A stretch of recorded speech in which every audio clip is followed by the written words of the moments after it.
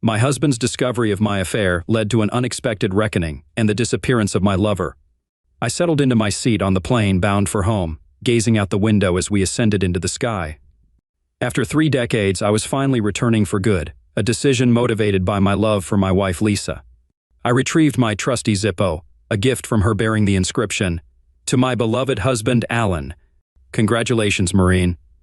Yep, that's me, Alan Roberts, aka Gunnery Sergeant Alan Roberts, or just Machine Gun Rob to those close to me. Today, another title joins the ranks, retired. For over 30 years, I wore a military uniform adorned with ribbons and badges that held significance only for me. More than 10 of those years were spent in the reserves. I had experienced it all, collected all the shirts.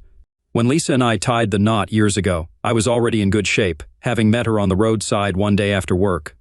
I was a mechanic at a big car dealership in Coeur d'Alene, Idaho, when I spotted her car with its hood up, steam billowing from the engine. Offering to help, I quickly diagnosed the problem, a torn fan belt. A trip to the auto parts store and some quick repairs had her back on the road in no time. "Thank you so much," she said gratefully. "I thought I'd never make it back to Spokane." "Just get home safely," I replied. "Please let me repay you," she insisted. "How about dinner? Do you like Red Lobster?" What the heck, I thought. "I love Red Lobster," I agreed. She smiled, jotting her name and number down. "Great," she said. "How about Friday at 7 p.m.? "Sounds perfect," I confirmed. That Friday marked the beginning of our journey together. 8 months later, I proposed, and in 1987, we tied the knot. Since then, I've been a content man. She moved to my home in northern Idaho, adding over 30 miles to her commute to work as a teacher in Spokane Valley. We considered relocating closer to her job, but I cherished our house nestled on 5 wooded acres off Interstate 95, a legacy from my parents. My hope is to pass it down to our children someday. Despite my monthly reserve commitments and annual training, Lisa never complained. Her support was unwavering, evident even in the modest checks she'd deposit into my IRA. Our daughter, Renee, arrived about a year and a half into our marriage. Then, in 1990, Saddam Hussein's invasion of Kuwait thrust me into active duty for over a year. Upon my return, our son, Carl, joined our family. The events of September 11th altered our lives. I transitioned to active duty, shuttling between Camp Pendleton, California, and Camp Lejeune, North Carolina. Lisa, certified to teach in both states, secured employment wherever we relocated. My service included 3 tours in Iraq, 3 in Afghanistan, and 4 stints in Okinawa, totaling over 6 years. Despite the strain on Lisa and the kids, she never complained, but I knew the toll it took. This deployment, I vowed, would be her last. At 56, I felt desert warfare was for the young. My time to return home had come. After 3 decades of service, you might expect I'd retired at a higher rank, and you'd be right. I was a typical Marine in some ways, enjoying drinks with comrades and defending them fiercely. Despite losing promotions for it, I embraced being a dependable leader. Gunnery Sergeant Gunny earned respect for taking care of his Marines. At my retirement bash, Lieutenant Colonel Reston, who had disciplined me, came by. We harbored no ill will, in fact, we'd become friends. He awarded me a commendation, sealing our camaraderie. "The Corps won't be the same without you, Gunny," he said warmly. Returning his smile, I replied, "Thanks, Colonel, but I trust it's in capable hands." Lance Corporal Dawson, accompanied by his buddies, approached, handing me a parcel wrapped in brown paper. "Just a little something to remember us by, Gunny Rob," he said, grinning. Unwrapping it, I chuckled at the sight of a hand-carved wooden hand with an extended middle finger. It brought back memories of my playful gestures. Turning it over, I noticed he'd etched the Marine Corps emblem and our unit designation on the back, a fitting memento. "Did you carve this yourself, Dawson?" I inquired with a proud grin. He nodded. "Sure did, Gunny," he affirmed. "Hell of a job," I praised. "I'll cherish it forever." "Thanks." As we shook hands, the other Marines cheered and clapped. Glancing at Staff Sergeant Joel Henson, my successor as company machine gunner, I offered some advice. "You look after these Marines well, Joel," I urged, shaking his hand. "I will, Gunny, I promise," he assured, smiling. "Good, 'cause if you don't, I'll come back and kick your ass," I joked, sparking more laughter. "Henson's a good man, Gunny Rob," commented another Marine, "but no one can replace you. Take care of yourself, Gunny. It's been an honor serving with you."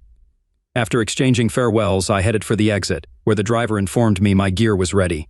As the plane descended, I returned to reality, spotting the familiar sights of Spokane below, the river, the waterfall, Riverfront Park, and the Expo 74 Pavilion. Memories of sunny days there with Lisa and the kids flooded my mind. Disembarking, I scanned the crowd for Lisa. Having notified her of my arrival, she wasn't there yet, so I grabbed my bags, hoping to see her soon. That's odd, I mused, texting her again. At the airport. Where are you? No reply. Trying her cell, it went straight to voicemail. Concerned, I dialed home but got the answering machine. God, I whispered, please let her be safe. Her parents hadn't heard from her either. Need a ride? Her mother offered. Not yet, I declined. Maybe she's stuck in traffic. I'll wait and call you if I can't find another lift. No point in you driving all this way. I will, Alan, she promised, hanging up. A stranger interrupted my thoughts. Need a lift, Gunny? He offered, loading luggage into a white SUV. I thought my wife was here, I admitted. Where to? He inquired. Idaho, near Athol and Bayview, I answered. I'm headed that way, he offered. Sure beats a cab, I agreed. Thanks. Let me cover gas at least. He refused. Company card covers it, he explained. I tossed my bags in and settled in. Vacation, he guessed. Retirement, I corrected. 30 years in, 30 to go. Long day, he observed, introducing himself as John Sykes. You can say that again, I agreed, texting Lisa. Got a ride, see you at home. So any plans? He asked, pulling into the driveway. Not much, I shrugged. Fishing, hunting, enjoying time with the wife. I hear you, he chuckled. I retired from the Army after 25 years as a lieutenant colonel. Retirement's not all it's cracked up to be. What do you do now? I inquired. I run a camp for men up north, he revealed. Really? I raised an eyebrow. Never heard of it. What's it for? It helps men facing tough personal situations, he explained. Like what? I probed. Infidelity for one, he said knowingly. Unfortunately familiar with that, I sighed. We help them physically, mentally, emotionally, and legally, he outlined. Sounds intense, I remarked. How long do they stay? 3 months, he replied, like boot camp. Sounds rigorous, I commented. Ever been a drill instructor? At Parris Island, South Carolina, I confirmed. Promoted from sergeant to staff sergeant there. So you're familiar with our methods, he noted. I found his words impressive and felt a strong curiosity about the camp. I've been given approval to bring in a senior instructor to oversee the staff, welcome new students, and manage the curriculum. Interested? It definitely piques my interest, I admitted. Feels like we crossed paths for a reason. You're perceptive, Alan, he complimented. The company's had an eye on you for a while. Me? I questioned. Why? You're a local, a combat vet with an impressive record, he explained. Some bar incidents. You're exactly what we need. So your company has been watching me, I asked, wary. Yes, he confirmed. We were waiting for your retirement. This job suits you perfectly. Better pay, benefits, and you report directly to me. Intriguing, I mused.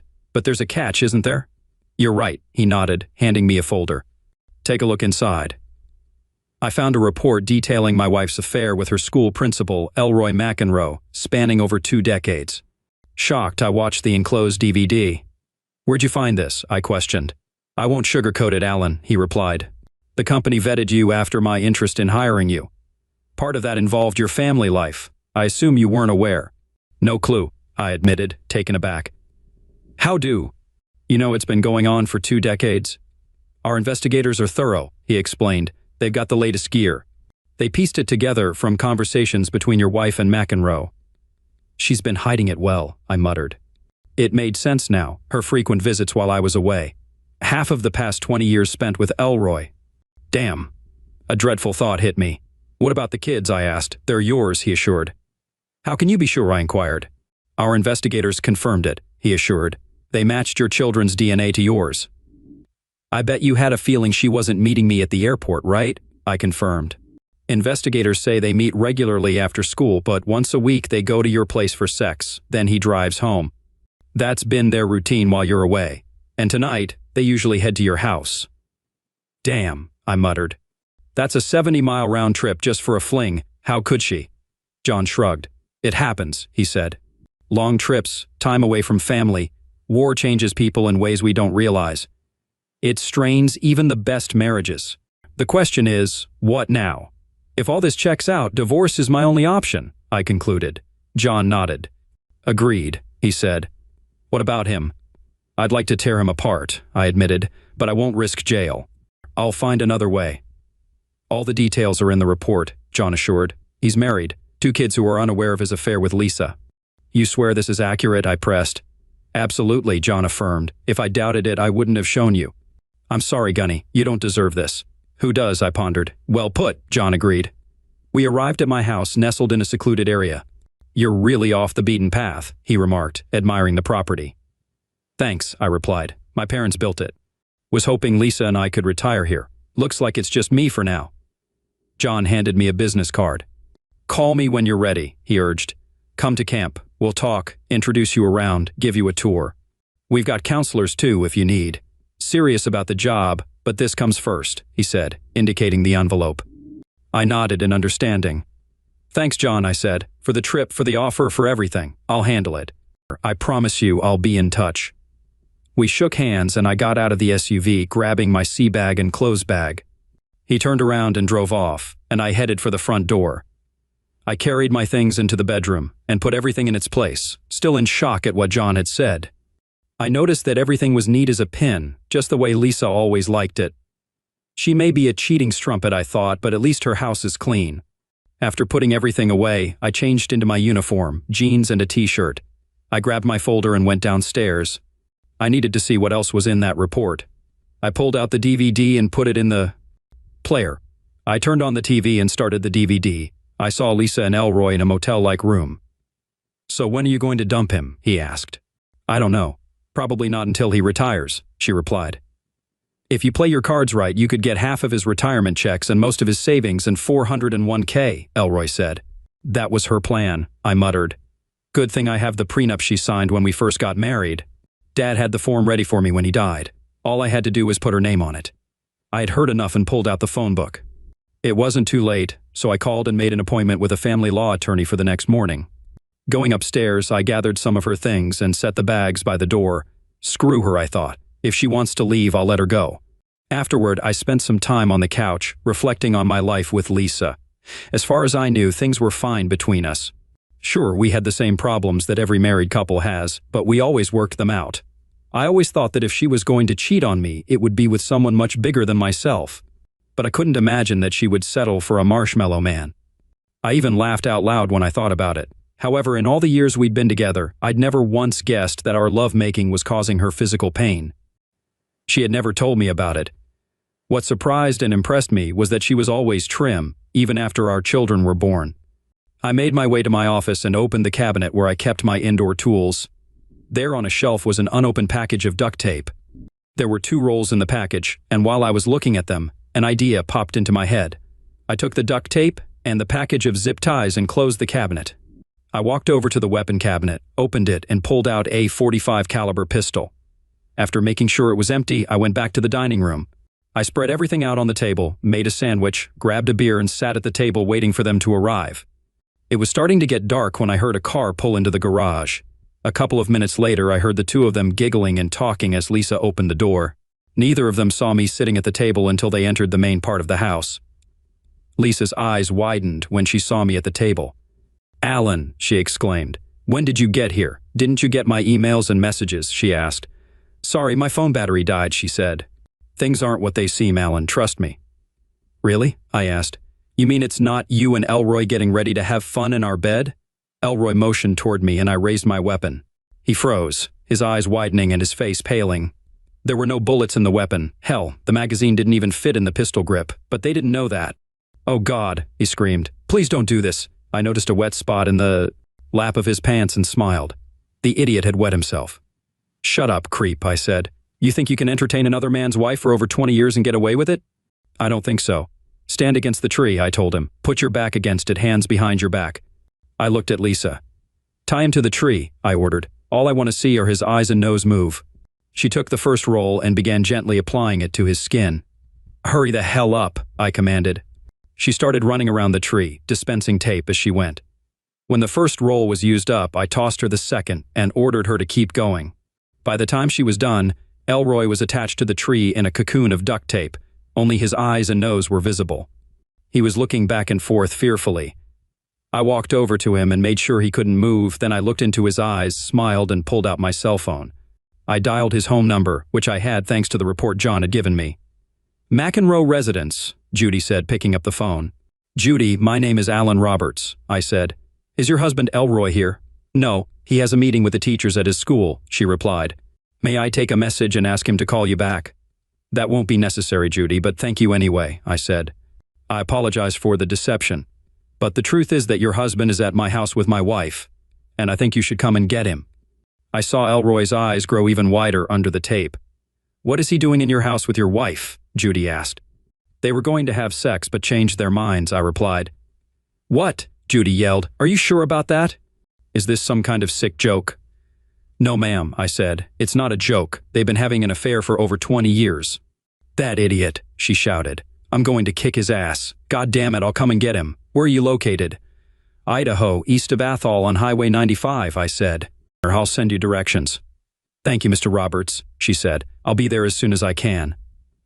After we finished talking, I texted her directions to my house, then looked at Elroy, who was even more scared than before. I'm going to have a little talk with my wife right now if you don't mind, I told him. Don't go anywhere, do you hear me? He tried to shake his head, but the tape wouldn't let him. I gestured for Lisa to go inside. She scurried ahead, and I followed her. When we got into the house, I motioned for her to sit on the couch and held the remote for the TV and DVD player. How long has this been going on? I asked. And before you say anything, remember that I know a lot more than you think. It's been going on for a while, she said quietly. For a while? I asked. What, a month? A year? Or 10 years? 20 years? Longer, she said, lowering her face. Longer, I repeated. I see. When did it start? Around 1995, she said. We worked together for years and never did anything while you were home. We only got together when you were gone.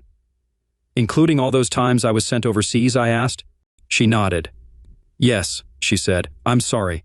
I never meant to hurt you. You weren't supposed to find out about it. So while I was fighting terrorists and getting shot in the ass, you were here having fun with this piece of crap in our bed? I asked. She started crying. Stop crying, I told her. Answer the damn question. She wiped her eyes and nodded. Yes, she said. Please, we can get past this. Can't you give me another chance? Get through this, I asked. Are you kidding me? You think I should just turn a blind eye to your cheating? Give me one good reason why I shouldn't just kick you to the curb right now. It shouldn't concern us, she said. And I don't want a divorce. I knew she was lying since I'd heard what she'd said to Elroy. It's too late for that, I said. I'm seeing a lawyer tomorrow. She looked at me defiantly. You don't want to do that, she said. Elroy told me that if you try to divorce me, I can get half your pension, the house, and everything else. I laughed and held out the prenup. There's just one problem, I said. Remember the prenup you signed years ago? It's still valid and ironclad. You don't get a thing if I can help it. The house is mine, remember? My parents willed it to me, and the prenup clearly states what happens in the event of infidelity. Don't worry, I'll follow it to the letter. You'll get 40% of our joint savings, but no support, and I keep all of my retirement contributions. I'll fight you, she said. I figured you'd say that, I said, pointing the remote at the TV. I pressed play, and a video of her with Elroy popped up on the screen. Her face went white, and she covered her mouth with her hand. Oh my God, she gasped. How did you get this? Please turn it off. I shook my head. It doesn't matter how I got it, I said. What matters is what your school board will do when they get a copy of this. She looked at me shocked. I'm going to lose my job, she said, and so will Elroy. Please no, don't do this. So you'll sign the papers when you get them? I asked. Defeated, she nodded. I turned up the volume on the video and fast-forwarded to the part where she complained that I was too big for her. Can you explain that to me? I asked. All these years we've been together and you never complained once. Why didn't you say anything? I didn't want to hurt your feelings, she said. At first I liked it, and you always turned me on, but after a while, it started to hurt. And that's why you started making excuses not to have sex with me? I asked. She nodded. Yes, she said. I'm really sorry. Yeah, that's what you said, I told her. I grabbed her purse and pulled out her keys. I took out her house keys and then her wallet. I took out her at the moment and general credit card but left her STCU card. I knew she had an account at the Spokane Teachers Credit Union and regularly contributed 10% of her paycheck to that account. If she needed money, she could use that account. I tossed her purse back on the couch. I guess I should probably pack up and leave, she said quietly. Not now, I told her. You still have some explaining to do. You need to tell your parents and our children about what you did so they know why we're divorcing. Please don't make me do this, she begged, crying. Why? I asked. You've had no problem cheating on me for 2 decades. Surely you're not ashamed of what you did. They'll hate me, I know it, she cried. That's too bad, I said, picking up the phone. I was about to call her parents when I saw the glow of headlights pulling into the driveway. I figured it was Judy coming to get her husband. Ah, I see Judy is here. You can start by explaining to her why you entertained her husband. A moment later, there was a knock on the door. Opening it, I saw a well-fed woman who looked a little younger than me. She looked quite attractive and was wearing her ripped jeans perfectly tight. I couldn't help but notice that she was looking at me even more than I was looking at her. Yes? I asked. Are you Alan Roberts? She asked, glancing at my lap. Yes, I replied. And you must be Judy McEnroe. For the moment, yes, she said. Please come in, I said as I opened the door. So where is that nasty piece of crap hiding? She asked. I smiled when she said that. I liked this woman immediately. He's a little tied up right now, I said. He's not going anywhere, I assure you. Judy looked at Lisa, her face reddening with rage. So it's you, slut, having fun with my soon-to-be ex-husband, she said. Her eyes went wide as she recognized my wife. Oh my God, it's you, Lisa Conroy, I should have known. Please stop, Lisa shouted. Shut up, you goddamn strumpet, Judy wailed. I have to kick your ass by the middle of next week. How can you do that? You're married to this gorgeous piece of man meat, and you're cheating on him with a Pillsbury doughboy? Judy stopped to look at me. Where is that nasty idiot? She asked. I'll take you to him, I said. Wait. I went to my office and opened the cabinet that held the duct tape. Then I quickly found what I was looking for, a box cutter, a bottle of 90 isopropyl alcohol, and a fairly clean rag that used to be a t-shirt. I went back to the front room and invited Judy to follow me. We went outside and I pointed to the tree where I had secured Elroy. Judy burst into laughter when she saw that he was wrapped in duct tape. Elroy wasn't too happy to see his wife, and I could see the terror in his eyes. I like your style, Alan, she said. It's going to take forever to get him out of this. I shook my head and placed the box cutter and rag on the ground. No, it won't take long, I said. She held up her hand. Wait a second, she said, walking over to him and staring him in the eye. You're a damn creep, she said, removing her rings and throwing them on the ground. You haven't touched me in months, and now I know why. I realized this was a woman I didn't want to anger. I pulled out the box cutter and cut the tape. Then I stepped back and looked at Lisa. Once freed, Elroy fell to the ground, squirming in agony. Okay, get up, I told him. Get your ass in the house. He's been more fun to be with than I've had in years, Judy said, watching Elroy run inside. Please, haven't you done enough? She pleaded. No, I said. Call your mom and put her on speakerphone. Lisa dialed her parents. Hi, Mom, she said when her mother answered. Mom, Lisa cried. It's me, Lisa. Lisa, her mother said. What's wrong? Are you hurt? Mom, Alan is kicking me out of the house, Lisa said, crying. Why is he doing that? Her mother asked. He found out I cheated on him, Lisa said through sobs. You did what? Her mother asked, clearly angry. You stupid slut. How could you do that to your husband? I thought I raised you better than that. What the hell is wrong with you? I don't blame him for kicking you out. Mom, please, can I stay with you for a while? Asked Lisa. I think so, but not for too long, said her mother. And no men, do you understand me? Thank you, Mom, she said. Is Alan there? Her mother asked. I'm here, Mom, I said. I liked Lisa's parents, and I'd called them Mom and Dad since we'd gotten married. Are you okay, son? She asked. I'll be fine, Mom, I said. It won't be easy, but I'll get through it. I'm so sorry, Alan, Lisa's mother said. You were always so good to her. I don't know what got into her brain. Please stay in touch. I will, Mom. Thank you, I said before she ended the conversation. I looked at Lisa before continuing. You have 2 more calls to make, so get on it. Please don't make me do it, she sobbed. Why not? I asked. They deserve to hear the truth. Get to it.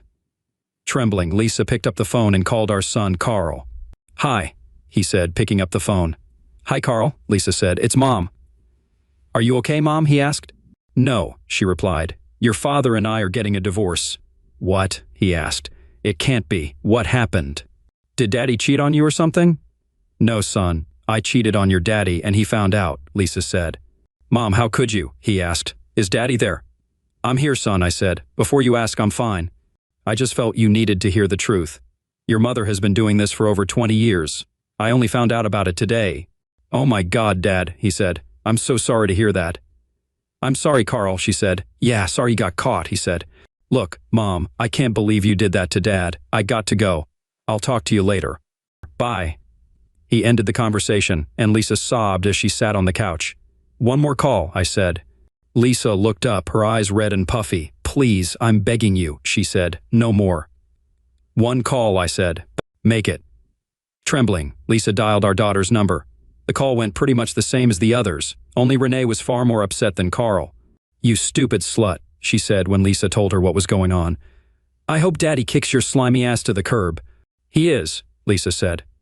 "How can you be so stupid?" asked Renee. "You're not my mother right now. I don't know who you are.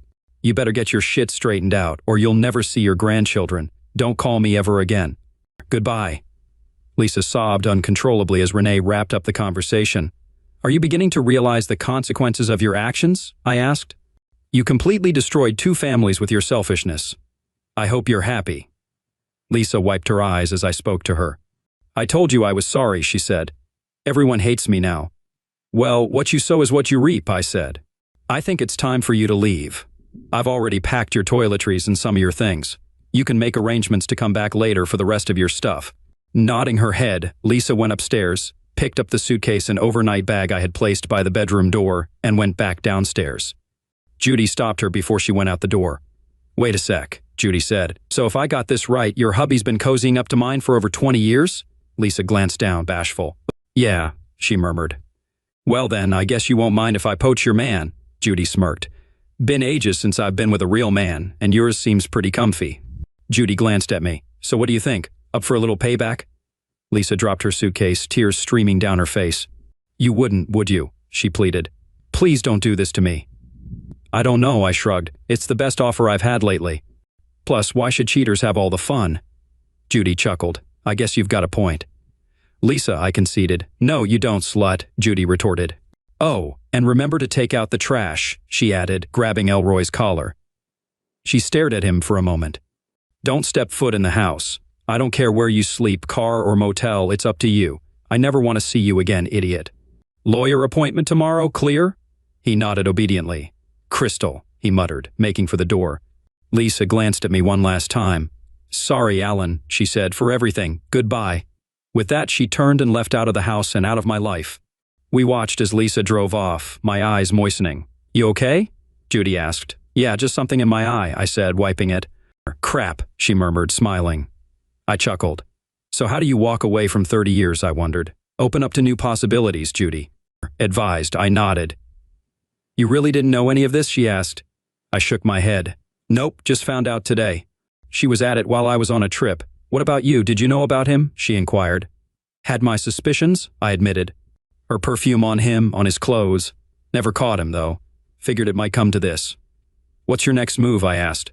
"I'm not sure," she sighed. "I've always been a stay-at-home wife and mom. It's all I ever wanted. My mom raised me old school, taught me the best job for a woman was homemaker.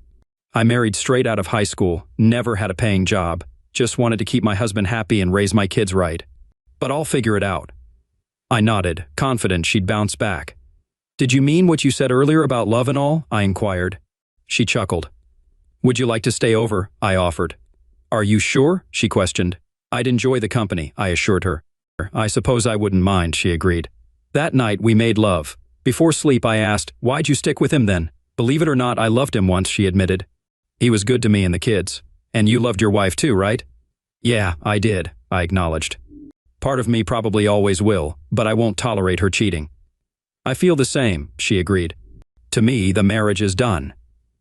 "So what's next?" I wondered. "You mean for us?" she clarified. I nodded. "Well," she began, "I like you, Alan Roberts. I'd like to see where this goes." "I'd like that too," I agreed. She smiled. "All right," she said. The next morning, "Good morning, lover," she greeted with a smile. "Want some breakfast?" "I'd love it," I replied. "Great," she said. "I've got coffee brewing. What's on your agenda today?" "I've got a lawyer meeting and some work stuff," I listed. "And you?" "I'm heading home after breakfast, then I'll schedule my own lawyer appointment," she said. "I'll catch you downstairs," she added as she left. I tended to my morning routine and showered. Opting for my Class C uniform, I dressed, ensured everything was in place, and made my way downstairs. Judy's eyes widened at the sight of me. "Are you in the Army?" she asked. "Marines," I corrected, "for about another month. I'm on terminal leave before retirement." She eyed the ribbons and badges on my chest. "What are those for?" she inquired. "Different things," I replied. "This one being in the wrong place at the wrong time," I explained, pointing to a Purple Heart ribbon with 3 stars. "Oh my God," she gasped. "You were wounded in combat 4 times?" I confirmed. "Where have you been?" she asked. "Desert Storm in the 90s," I recounted. Then 6 tours split between Iraq and Afghanistan. How long have you been in the military? She questioned. Over 30 years, mostly active duty, I answered. So your wife cheated on you while you were at war, she clarified. And you knew? Yes, I affirmed. What an idiot, she muttered. She'll pay for that. After breakfast, we stepped outside. She requested I call her after she got home, and I agreed. The lawyer meeting went smoothly. After reviewing my evidence, including the prenup and financial data, he concluded, given her income, alimony seems unlikely. The house and pension are protected, but the bank account will need to be split according to the prenup. When do you want to file? I need this done as soon as possible, I emphasized. Great, he replied. Getting it to Washington might need a bit of extra effort, but we manage that routinely. I'll handle the paperwork, prep, and filing. If all goes smoothly, we could finalize it early next week. You'll just need to cover the filing fee and my service charge. You can settle that with the receptionist on your way out. Handing me a sheet of paper, he continued. Here's a checklist to safeguard your interests. Hopefully your wife hasn't acted at the bank yet. Glancing over the list, I noted the bank visit was urgent. The rest could be managed online. Any queries? He inquired. I shook my head. None for now, I confirmed. He passed me his card and shook my hand. Feel free to reach out if needed. Best of luck. Exiting, I paid the fees and prepayment, then hit the road. Once in the car, I phoned John. Just wrapping up with the lawyer. I need to sort some bank matters, but let's talk about that job you mentioned, I stated. I'll be around, Gunny, he assured. Looking forward to it. After our conversation ended, he texted me directions to the campground. At the bank, I discovered Lisa hadn't accessed the account yet. I withdrew 60% and opened a new account solely in my name. Joint credit cards were canceled, balances paid off, and I ordered new at the moment and credit cards for myself. Then I drove to the campground, roughly 35 miles northeast of home. Despite the longer drive, it provided time for reflection. In just one day, I transitioned from a contentedly married man envisioning retirement with my wife to discovering over 20 years of betrayal. 6 of those years were spent in a war zone, risking my life. I realized I coped with Lisa's betrayal akin to facing armed adversaries in combat. Thankfully, there was Judy. Alone, I don't know how I'd manage. Her vitality, honesty, and prowess in bed were comforting, yet I feared rushing into something with her immediately after ending things with Lisa. Eventually, I arrived at Camp Rawlins. With little traffic on the narrow road, I sped up until reaching a gate manned by a camouflage-clad guard, armed and ready. I'm here to see John Sykes, I stated. Name's Roberts, Alan Roberts, handing him John's card and my driver's license. As instructed, I waited. One moment, sir, the guard responded. He scrutinized my truck, then returned to the shack. I observed him conversing on a field phone. After a brief interval, he handed back my documents. Commandant Sykes is expecting you. Welcome to Camp Rawlins, Gunny Roberts, he declared. Before I could express gratitude, he hastened to open the gate, waving as I drove through. Negotiating several tight turns, I entered a military camp's premises. Tidy wooden structures bordered a central area where soldiers drilled. The surroundings were immaculate, lawns impeccably groomed. Finding the camp headquarters, I parked. Inside, an attractive blonde greeted me. Professionally dressed, she smiled upon my arrival. You must be Sergeant Roberts, she presumed. Yes, I affirmed. Welcome to Camp Rawlins, she extended. Commandant Sykes is awaiting you. Care for some coffee? Black, please, that'd be great, I accepted. Of course, she complied. Please come in. I knocked, and John, on the phone, welcomed me in. Noting his khaki uniform shirt adorned with silver oak leaves, I recognized his rank in the Army. After he hung up, he rose to greet me. Glad you made it, Gunny, he greeted. Please take a seat. As I settled, the receptionist brought my coffee. Thanking her, I savored the sip, just what I needed. No issues getting here? He inquired. None, your directions were spot on, I assured. Good, he nodded. Before we delve too deep, let me shed light on our visitors. Every man who enters is a sufferer. All have been cheated on, many facing various forms of mistreatment, physical, emotional, or both, alongside betrayal and humiliation. I can relate, he continued. Many are what some might term wimps. I know it's not politically correct, but I value honesty. These men often lack strength, physically and emotionally. Some feel helpless, having nowhere else to seek support. Regrettably, the women they're involved with exploit this vulnerability. Wow, I exclaimed, taken aback by his revelations. So what's the approach? I inquired. The initial step is to instill focus and enhance their physical strength, John explained. We restrict their access to the internet and prohibit the use of any electronics, cell phones, laptops, tablets, you name it. During their 3-month stay, there's zero online access, no emails, Facebook, YouTube, nothing. I'm sure they'll love that, I remarked sarcastically. Sometimes, he acknowledged. Prior to arriving here, some were glued to their phones, oblivious to the world. We stripped that distraction away, compelling them to confront their issues. How do they stay connected with their families? I queried. Valid concern. John nodded. We assigned them a mailbox address for correspondence done solely via regular mail. Post offices in Bonners Ferry and Clark Fork clear deliveries twice weekly, quite a trek to reach them.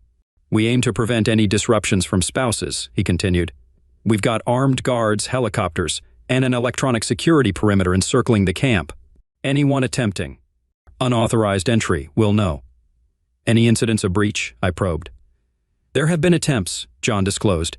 Fortunately, we thwarted them. There's an uncensored briefing on that in the packet I'll provide. Thwarted, I mused to myself. A telling term, I wondered what it entailed. Tell me more about the training regiment, I pressed. Here's a quick rundown. You'll find detailed info in the packet I'll send you home with. The initial month's the toughest for the students, John elaborated. Besides disconnecting from modern tech and the web, they endure rigorous physical training akin to recruit boot camp's first phase. Their day kicks off at 0500 with drills. They move quickly everywhere, with strict instructors, if you catch my drift. Come the second month, students meet their counselors. They undergo intense counseling to address their issues, alongside ongoing physical training and self-defense lessons. Third month, we reinforce it all and connect them with lawyers to tackle legal matters. He glanced at his watch before adding, Actually, there's a group session ongoing now, you might want to join. Sure, I agreed. Exiting his office, we headed to another building. Opening the door, he gestured for me to enter first. Stepping inside, I spotted a group of men arranged in a semicircle before a female counselor. The instructor by the door stiffened at John's arrival, then nodded at me before resuming his seat. Silently, we took our places at the back and observed. One of the students recounted how his wife degraded him, compelling him to service her lovers by mouth and backside while mocking his manhood. Tears welled up and his fellow students offered reassurance, patting him on the shoulder.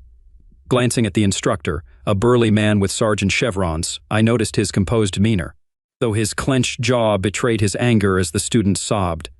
As the counselor attended to him, I resolved to join this organization. If there was any way I could aid these individuals, I was committed to doing so. After more counseling, John signaled for me to join him, and we departed. He led me on a tour of the camp, showcasing its facilities. Then we visited the instructors' quarters, where several men clad in khaki shirts like John congregated. Some sported sergeant chevrons, while others bore staff sergeant insignias. John gathered them in the central area and introduced me. I chatted with them for a bit and discovered half were former Marine Corps drill instructors, and the other half were ex-Army NCOs. I recounted from our conversation it became clear they're a close-knit bunch, genuinely invested in their students' well-being. Interested in joining the team? One of them inquired. Glancing at John, I replied, Actually, yes.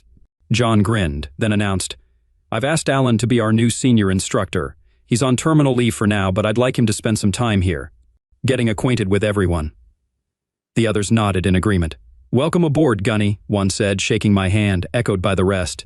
Thank you, I responded. Returning to John's office, we discussed work and camp activities. So you're in? John prompted.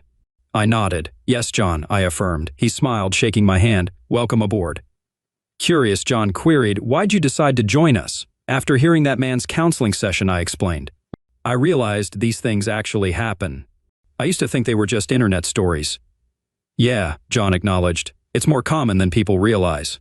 By the way, I should make you an official proposal, he added with a laugh, handing me a document. I was astounded by the company offer, a salary well beyond what I earned in the military and a stellar benefits package. Naturally, I accepted. Okay, John said, passing me a stack of folders. Some light reading to keep you busy for the next few weeks. Chuckling, I replied, Feel free to visit any time. You'll definitely want to attend the slut-burning ceremony. What? I questioned. It's a tradition at the end of each session, he explained. I think you'll find it interesting. After bidding farewell, I grabbed my folders and headed home. The following 3 weeks passed swiftly. Lisa received and promptly signed the divorce papers without contest. The attorney informed me my divorce would be finalized in 30 days, and Judy initiated divorce proceedings against Elroy, which would take longer, approximately 90 days, since she filed in her home state of Washington. I never heard from Lisa again, nor did I have any interest. I remarked about 2 weeks post-divorce filing, her parents arrived to collect her chosen items from the house, along with her belongings. I handed over a cashier's check for her share of the bank accounts and all our photos of her. I aimed to rid the house of any reminders of her. Lisa's mother mentioned she was too embarrassed to face me. I mentioned it didn't surprise me. Meanwhile, Judy spent the last 3 weekends with me, and we had a blast. I took her fishing on Lake Pendorail, and she thoroughly enjoyed it. Unlike Lisa, who wasn't keen on fishing, Judy embraced it eagerly, even cooking the kokanee salmon we caught. I made a point to visit the camp a couple of times a week and chat with each instructor. I discovered they were all combat veterans and divorced, though a few were entering new relationships. Additionally, I attended several group counseling sessions to understand the students' motivations for being there. Their stories truly moved me. I also learned why the camp was heavily guarded. From what I gathered, one student had been targeted by an organization named Mace. He fled his wife and sought refuge at the camp, but Mace was relentless in trying to retrieve him. They even attempted an armed assault on the camp but were thwarted by the vigilant camp guards with assistance from an unfamiliar federal agency. Consequently, the company implemented new regulations stipulating that any mention of Mace by a potential student must prompt contact with that agency. According to my research, the agency had been notified twice in the past year. Toward the month's end, John invited me to observe the slut-burning ceremony, which signified the culmination of the 3-month program. Donning my Class C uniform, I hit the road. The ceremony took place at night, and John and I stood back as spectators. I watched as the class members affixed pictures of their wives to a straw figure, which was then hoisted and secured to a pole. At the pole's base lay a stack of firewood.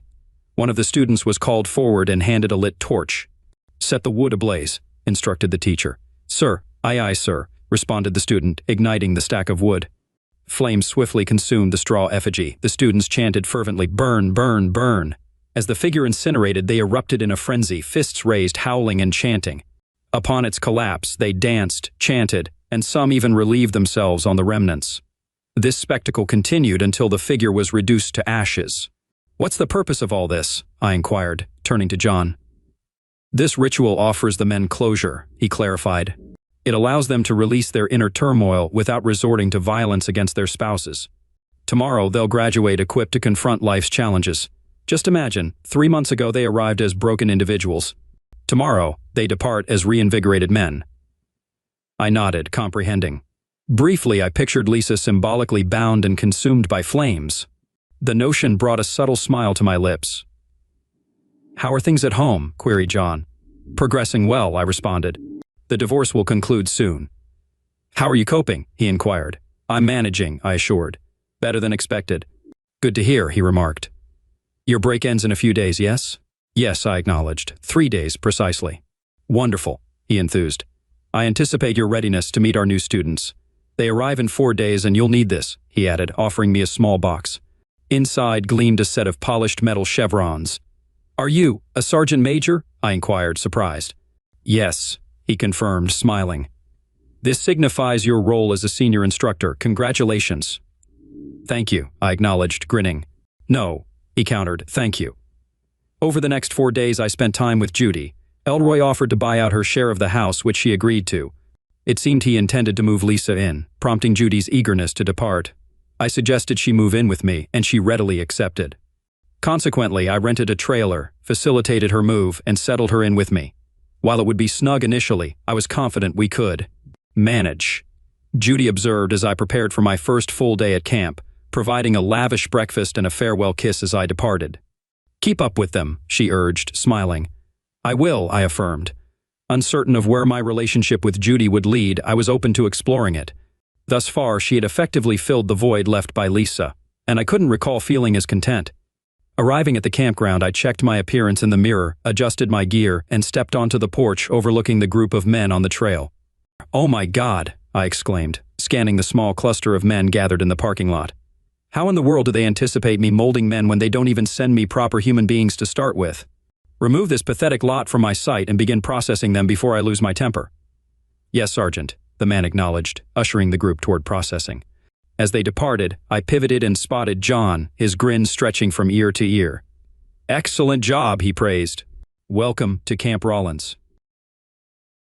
I caught my spoiled sister making out with my boyfriend just a week before her wedding. Unable to stay silent, I called her fiancé. At first, I thought he ignored it, but he made a huge announcement on the wedding day. I, 28 female, was in a difficult situation with my sister, 26 female, and my boyfriend, 29 male. My sister's wedding was coming up, and I noticed she was acting strange around my boyfriend. It wasn't anything obvious at first, just little things that made me uncomfortable. It started with small comments. My sister would say things like, "Wow, you're so funny," to my boyfriend's jokes, even when they weren't that great. She laughed a bit too hard at everything he said. I tried to brush it off at first, thinking maybe she was just being extra friendly because of the wedding excitement. But then I noticed more. She started finding reasons to touch him casually, a hand on his arm when talking, or bumping into him accidentally when walking past. It was subtle, but it was there. I saw her eyes lingering on him a bit too long when he wasn't looking, and it made my stomach churn. I tried to talk to my boyfriend about it one night after we got home from a family dinner, where my sister had been particularly flirty. I brought it up. "Did you notice how Sarah was acting tonight?" I asked him. He looked confused. "What do you mean?" I explained what I had seen, the laughing, the touching, the looks. He listened, but then just shrugged. "I think you're reading too much into it," he said. "She's probably just excited about the wedding. It's harmless." But it didn't feel harmless to me. I couldn't shake the feeling that something was off. I decided to keep a closer eye on things, hoping I was wrong. The next few weeks were tense. Every time we were around my sister, I found myself watching her like a hawk. I noticed more and more little things that bothered me. She would always sit next to my boyfriend if she could. She'd find excuses to ask for his help with wedding-related tasks, even though I was right there. One day, we were all at my parents' house for a family barbecue. I went inside to use the bathroom, and when I came back out, I saw my sister and my boyfriend talking quietly in a corner of the yard. They were standing close together, and my sister was giggling at something he said. When they saw me, they quickly stepped apart, and my sister walked away. I felt sick to my stomach. I wanted to confront them right then and there, but I didn't want to cause a scene at the family gathering. Instead, I waited until we got home that night. "What were you and Sarah talking about earlier?" I asked my boyfriend as casually as I could. He looked surprised by the question. "Oh, just some wedding stuff. She was asking my opinion on the music selection." I raised an eyebrow. "And that required you to stand so close together," he sighed. "Come on, not this again. I told you, there's nothing going on. Sarah's just being friendly." I couldn't hold back anymore. "Friendly? She's practically throwing herself at you and you're not doing anything to stop it." He looked hurt. "What do you want me to do? She's your sister. I'm trying to be nice to her. I can't just tell her to go away." "You could set some boundaries," I said. "You could make it clear you're not interested." "But I'm not interested," he insisted. "There's nothing to make clear. You're seeing things that aren't there." We argued for a while, but it went nowhere. He kept insisting I was imagining things, and I couldn't make him see what was so obvious to me. In the end, we went to bed angry and frustrated. The next day, I decided I needed to talk to my sister directly. I called her and asked if we could meet for coffee. She agreed, sounding cheerful and oblivious to my concerns. We met at a small cafe near her apartment. I was nervous, my hand shaking slightly as I stirred my coffee. My sister chatted happily about wedding plans, not noticing my discomfort. Finally, I couldn't take it anymore. "Sarah," I interrupted her, "we need to talk about something." She looked at me, surprised by my serious tone. "What's wrong?" I took a deep breath. "I've noticed how you've been acting around Tom lately," I said, referring to my boyfriend. "The flirting, the touching, the way you look at him, it needs to stop." Her face went through a range of emotions, surprise, confusion, then anger. "What are you talking about?" she demanded. "I haven't been flirting with Tom." "Yes, you have," I insisted. "Maybe you don't realize you're doing it, but you are, and it's making me very uncomfortable." She laughed, but it wasn't a happy sound. "You're being ridiculous. Tom's practically family. I'm just being friendly." "It's more than that," I said. "You're always finding excuses to be near him, to touch him. You laugh at all his jokes, even the bad ones. It's obvious what you're doing." Her face flushed red. "I can't believe you're accusing me of this," she said, "especially right before my wedding. Are you really that insecure?" Her words stung, but I pressed on. "This isn't about insecurity, it's about respect.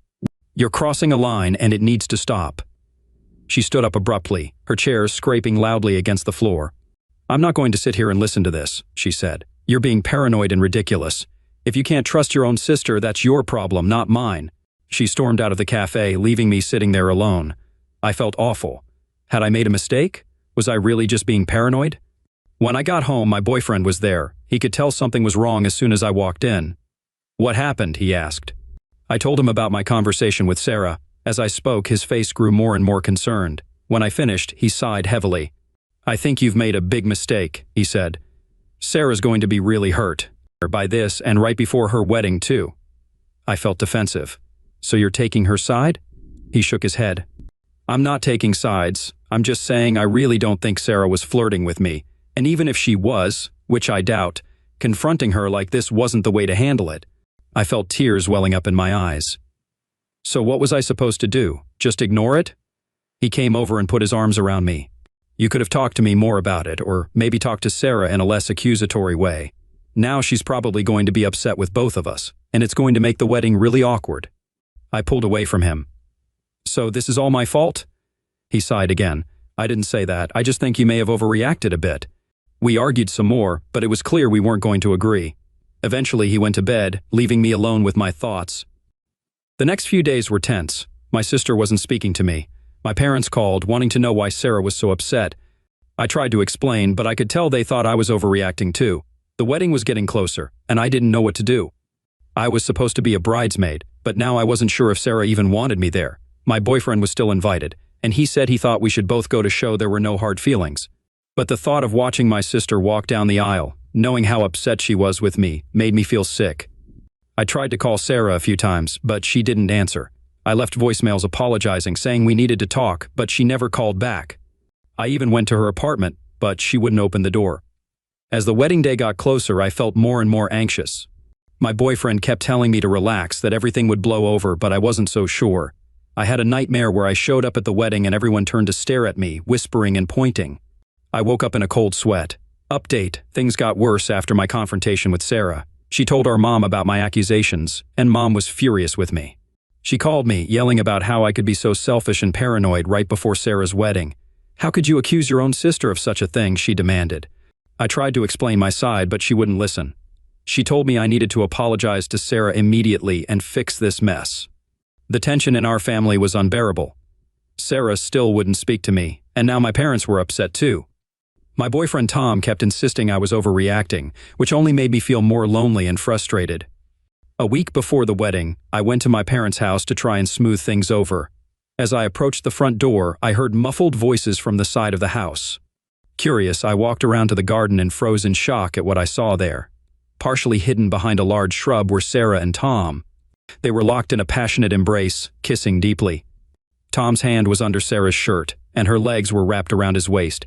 They were so engrossed in each other that they didn't even notice me standing there. I felt like I'd been punched in the stomach. All the air left my lungs, and for a moment, I couldn't move or speak. Then, as the reality of what I was seeing sank in, a wave of anger and betrayal washed over me. "What the hell is this?" I screamed. They jumped apart, looking guilty and shocked. Sarah's face went pale while Tom started stammering. "It's not what it looks like." But it was exactly what it looked like. All my suspicions, all my fears that everyone had dismissed as paranoia, were suddenly confirmed in the worst possible way. "How could you?" I choked out, tears streaming down my face. "My own sister and my boyfriend?" Sarah started crying too. "I'm so sorry," she sobbed. "We didn't mean for this to happen." But I couldn't bear to hear their excuses. I turned and ran back to my car, ignoring their calls for me to come back. As I drove away, my phone started ringing. First Tom, then Sarah, then my mom. I ignored them all. When I got home, I packed a bag with some clothes and essentials. I sent a text to Tom, "We're done. Don't try to contact me again." Then I turned off my phone and left. I'm writing this from a hotel room in a nearby city. I don't know what I'm going to do next. The wedding is in a few days, but there's no way I can attend now. My relationship is over, and my relationship with my sister may never recover from this betrayal. I feel like my whole world has been turned upside down. Everyone made me feel like I was crazy for suspecting something, but I was right all along. I don't know how I'll ever trust anyone again after this. So, Reddit, any advice on how to move forward from here would be appreciated. Update: after the shock of catching my sister Sarah with my now ex-boyfriend Tom, I spent a few days in a daze, barely able to process what had happened. My phone was flooded with messages and missed calls from both of them, as well as from my parents, but I couldn't bring myself to respond. Eventually, I realized there was one person who deserved to know the truth: Mark, Sarah's fiancé. With a heavy heart, I called him. When Mark answered, I could hear the confusion in his voice. "Hey, what's going on? Sarah's been a mess, saying you've disappeared and won't talk to anyone." I took a deep breath and told him everything. I explained my initial suspicions, how everyone had dismissed my concerns, and finally, what I had witnessed in my parents' garden. As I spoke, Mark remained silent, only occasionally making a sound to indicate he was still listening. When I finished, there was a long pause. Finally, Mark spoke, his voice low and controlled. "Thank you for telling me. I need some time to think about this." That was all he said before hanging up. I sat there, staring at my phone, wondering what he would do with this information. As the wedding day approached, I heard nothing from Mark or my family. Sarah had stopped trying to contact me, and I assumed she had convinced Mark to forgive her. The thought that she might actually get away with this, that she would get her happily ever after while my life lay in ruins, made me feel sick. I decided not to attend the wedding. I couldn't bear the thought of watching Sarah walk down the aisle, knowing what she had done. Instead, I planned to spend the day alone, trying to figure out how to piece my life back together. However, the evening of the wedding, I received a call from my cousin Emma. Her voice was hushed and excited. "Oh my God, you won't believe what just happened." Confused, I asked her what she meant. Emma launched into her story. So everything seemed normal at first. Sarah looked beautiful in her dress, and Mark was standing at the altar. But when it came time for the vows, Mark stepped forward and said he had an announcement to make. My heart started racing as Emma continued. Mark told everyone that he couldn't go through with the wedding. He said, "I can't marry someone who would betray her own sister and ruin her life by getting involved with her boyfriend." Sarah went completely pale. Then Mark turned to your parents and said, "I'm sorry, but I think you should know the real reason why your daughter hasn't been speaking to any of you." Emma went on to describe the chaos that ensued. Sarah burst into tears, my parents looked shocked and confused, and the guests started whispering among themselves. Mark apparently walked out of the church, leaving Sarah sobbing at the altar. "It was like something out of a movie," Emma said. "Everyone's still in shock. Your parents are trying to get the full story from Sarah, but she's a complete mess." I sat there stunned. Part of me felt justified that the truth had finally come out, but another part felt sad for the pain this would cause my family. "Are you okay?" Emma asked when I didn't respond. I don't know," I answered honestly. "I never wanted it to end like this." After talking to Emma for a bit longer, I hung up and sat in silence, trying to process everything. The truth was out, but at what cost? My relationship with Tom was over, my bond with Sarah was shattered, and now my entire family was in turmoil. I realized that while the truth had come to light, it didn't magically fix everything. I still had a long road ahead in terms of healing and rebuilding trust. But for the first time since this whole ordeal began, I felt a small sense of relief. At least now I could start to move forward without the weight of unspoken truths holding me down. As for what comes next, I'm not sure. I know I'll need to face my family eventually, but for now, I'm taking it one day at a time. If nothing else, this experience has taught me the importance of trusting my instincts and standing up for myself, even when others doubt me. To those who supported me through this ordeal, thank you. Your words of encouragement meant more than you know. And to those in similar situations, remember, trust your gut and don't let anyone gaslight you into doubting your own perceptions. I am a 37-year-old man who has been married to Judy, a 32-year-old woman, for 2.5 years.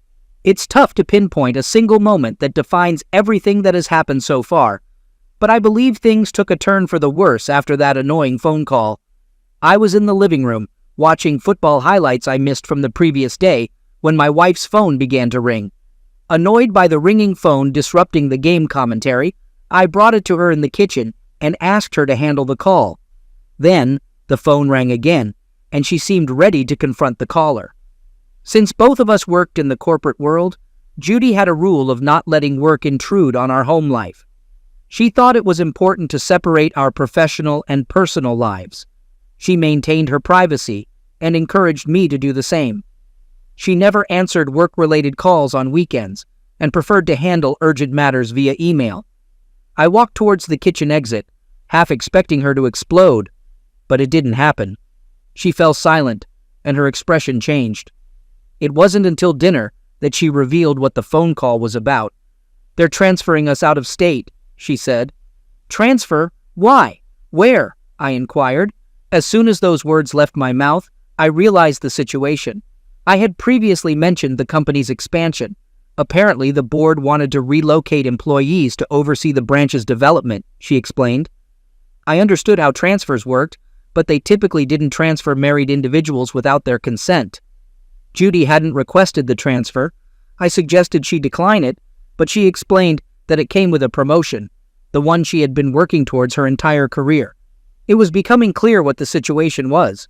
Judy was an ambitious woman, and I admired that about her. For the past year, she had put in a lot of effort to earn that promotion. She volunteered, worked extra hours, and made sure her team of 7 functioned smoothly. Now, it was about to pay off, though not in the way we expected. Her salary would double, with numerous perks and benefits. But it was never just about the money for her. She was determined to climb the corporate ladder. "What do you think I should do?" she asked. All I could say was, "It's not your fault, but it puts me in a difficult situation." I had 2 clear options. I could advise her to turn down the transfer, sacrificing the promotion, or I could be supportive and give her my blessing to pursue the opportunity she had worked so hard for. In my mind, I considered that long-distance marriages could work. I hadn't seen many examples, but they must exist, right? I was hopeful, but not wanting to hold her back, I told her, "I'll support your decision. Whichever way you choose, we can make it work." Now, I deeply regret those words. She was thrilled, and in that moment, I believed I had made the right choice. I convinced myself that people maintain their marriages during long business trips, spending months away from their families and still keeping the spark alive. Looking back, she didn't give me much room to refuse. If I had given my honest opinion and asked her not to take the job, she would have considered it, but it would have come at a cost, potentially leading to the collapse of our marriage. I didn't want that. I also disliked the idea of her being so far away. But if our marriage was on the line, the lesser evil was letting her go. It seemed like the only logical choice. Faced with a similar situation again, I'm not sure I would choose differently. She spent the evening thanking me for being understanding, but I couldn't shake the irritation I felt. I realized that my wife had manipulated me into making a decision in her favor. She had baited me, I was certain. However, she seemed genuinely excited after all the travel arrangements were made. We had a long discussion about how to make the marriage work. Naturally, we decided to call each other every day to stay involved in our daily lives. The thought of infidelity never crossed my mind because I believed Judy was too focused on her goals to consider it. Her company agreed to give her 5 days off each month. "It'll work," she assured me just before boarding the plane. Little did I know, my marriage had ended at that moment. All long-distance relationships start the same way, with constant calls. I even got her a Bluetooth earpiece so we could talk while she worked. For the first 2 months, it seemed to be working. We were on the phone more, and I learned more about her life than I did when we lived together. Suddenly, it felt like I had made the right choice by prioritizing her ambition over my needs. I thought we were in a good place, at least until 2 months ago. Judy phoned one morning to cancel her trip back to Michigan. Her company's performance for the last 3 months was not good, and she needed to find more skilled people for administrative roles to make her job easier. I was fine with it, as I was on the cusp of sealing a major deal that would give me more flexibility in my work. The payout for closing the deal was worth millions, and it would allow me to spend more time with my wife. Waiting for 5 days to surprise her seemed insignificant compared to the time I could have with her. I kept the deal secret to give her a pleasant surprise, so I needed to stay focused and avoid distractions. We didn't call each other during this time, which was the longest we had gone without talking on the phone. We exchanged texts on WhatsApp, but we were both too busy for meaningful conversations. I'm sharing this story because a mutual friend recently accused me of being cold and manipulative after hearing what happened. In my view, I'm neither of those things. If anything, the big deal eventually went through, and everything was about to be finalized. This deal was a game changer and would secure my family's financial future. It was with the first client I had ever closed, making me part of the top 10% wealthiest Americans. That night, while waiting for confirmation, I fought the temptation to call her. I wanted to share the past week's events and how our lives were going to change. Instead, I planned a surprise vacation for us, including tickets, hotel, food, and sightseeing. While scrolling through WhatsApp, I saw her story with a photo of her hugging a man named Henry. He had dark hair, blue eyes, and seemed to be in his mid-30s. He was the first person she hired when she started her job, and he knew the business well. Below the picture, She captioned it as, "Dark Times Reveal Angels." I should have suspected something was amiss and delayed telling her about the deal. I decided to fly to California to see her, and that's when I found out about her affair with Henry. I called her Michigan office to find out her location for a surprise visit, and fortunately, a mutual friend who worked as the receptionist helped keep my arrival a secret. During the flight, I imagined how Judy would react to the news of the deal. I went straight to her branch from the airport, hoping to take her out to dinner to share the news. However, I was told she hadn't shown up for work that day, so I took an Uber to the address I was given, wondering why the receptionist at her branch seemed surprised to learn that Judy was married. I didn't press for details since Judy liked to keep her personal life private. After climbing 4 flights of stairs, I stood at her apartment door with a bouquet of flowers hidden behind my back.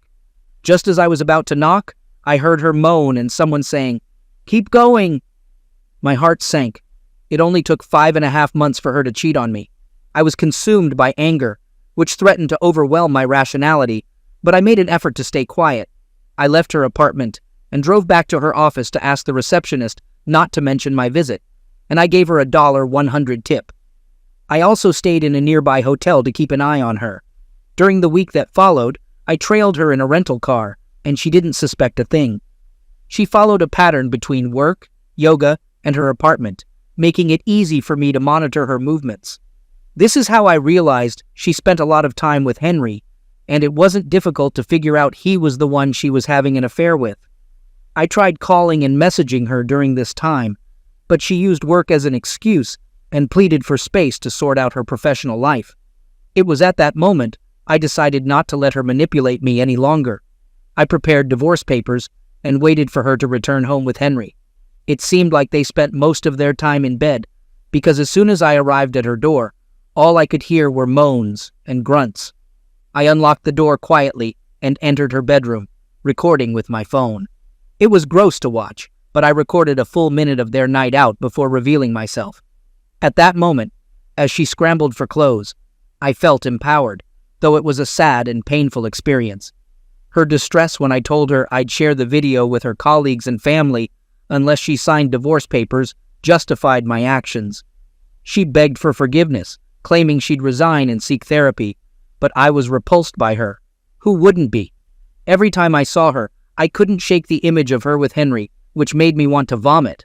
Her requests were impossible, and I wouldn't entertain them. She said she'd resigned when she dropped off signed divorce papers, but I still sent the video to her parents to show them the child they raised. Regarding some comments, it seemed like she was already out of the relationship when she took the job. She likely wanted this for a while and may have been cheating on you for some time. She manipulated you into accepting the job, leaving you no real choice. Major life-changing decisions like that can profoundly affect a family. Now it's been 5 months since the divorce, and I wanted to update you. A while back, my wife moved to another state to oversee her company's new branch and started an affair with a coworker, which I discovered during a surprise visit. After the divorce, I took some time to regroup and even went on a week-long vacation to the Dominican Republic, a great place, by the way. One evening, I received a Reddit notification about my initial post. When I wrote it, I was mostly venting my anger, frustration, and disgust. Surprisingly, it gained a lot of attention. While reading the comments, one stood out, written by someone who had gone through a similar situation a few years ago. He mentioned feeling miserable for not getting sufficient revenge to satisfy his spirit. It may sound strange and unpopular, as many people seemed content with me simply exposing her infidelity to her parents and getting her fired without going further. It was somewhat satisfying to witness her relationship with her parents fall apart due to that video, but aside from that, it seemed like I hadn't accomplished much. The last I heard, she was staying in a motel and working at a nightclub, which oddly suited her as a cheater. About 3 weeks after I returned from my trip to the Dominican Republic, she showed up at my door, begging for my forgiveness and to take her back. It was quite entertaining, watching her with puffy, bloodshot eyes from either crying or dealing with some issues. Regardless of the situation, it didn't concern me much. She was already an emotional wreck. My focus shifted to the guy she cheated on me with, Henry. I let her in, and she seemed to think I was reconsidering the divorce because she immediately started explaining her actions, claiming she never thought I'd actually go through with it. She even said she'd lost her parents' respect, and I had already punished her enough. I decided to test her by asking a question. I knew she'd fail, but I wanted to be sure. She didn't disappoint. When I asked her how many times it happened, she answered, 1, swearing it was the truth. It was hard to believe anything she said after that. My dad used to say it's nearly impossible to look someone in the eye and lie to them, but she proved him wrong. I didn't know exactly how many times they had been together, but I had a rough idea of when it started, and it certainly wasn't a one-time thing. I was skeptical, but if I didn't follow her around for the first 2 weeks after arriving in Michigan and hear her moaning in her room the day I got there, I might have fallen for her lies. Her desire for a private life no longer mattered. As for Henry, I had discovered he was a married man, which infuriated me. I knew I had a chance to exact revenge on him, too. I didn't need a mirror to know my acting skills were far from perfect, but she fell for it, thinking I was considering reconciliation. I told her to give me time to think, then immediately sent the video to everyone who knew her, including her friend at the office. My first move was booking a ticket to Michigan to expose Henry's married life using information from Judy. I rented an apartment near his place, keeping an eye on him and waiting to release the videos of his affairs with my ex-wife. Meanwhile, I watched his wife, Amy. She was stunning, with blonde hair, gray eyes, and a captivating smile. My initial plan was to seduce her and gloat to her husband, but my feelings took an unexpected turn. Annie was a kind and genuine person, and we developed a close friendship. I even started seeing less of Henry for a while. I learned that Henry had lost his job and was desperately job hunting to avoid suspicion from Amy during our conversations. Amy also shared her marital problems, with her husband barely paying attention to her until recently. Unbeknownst to her, this information gave me the ammunition I needed. I revealed the truth to Amy and showed her the video, which haunted my dreams. She was easily convinced, and we planned how she would confront Henry. Although I wasn't there to witness it, I made sure he knew I was behind his troubles. The last I heard, he was being deported. Now I can say I feel satisfied. Letters were sent to various people, including family, friends, homemakers, professionals, factory workers, doctors, lawyers, educators, priests, preachers, and even Facebook friends. The common thread among them was their connection to Amy Taylor and/or Josh Long. The message you're about to read is from Ben Taylor, who's Amy's husband, as well as your daughter, sister, friend, and co-worker.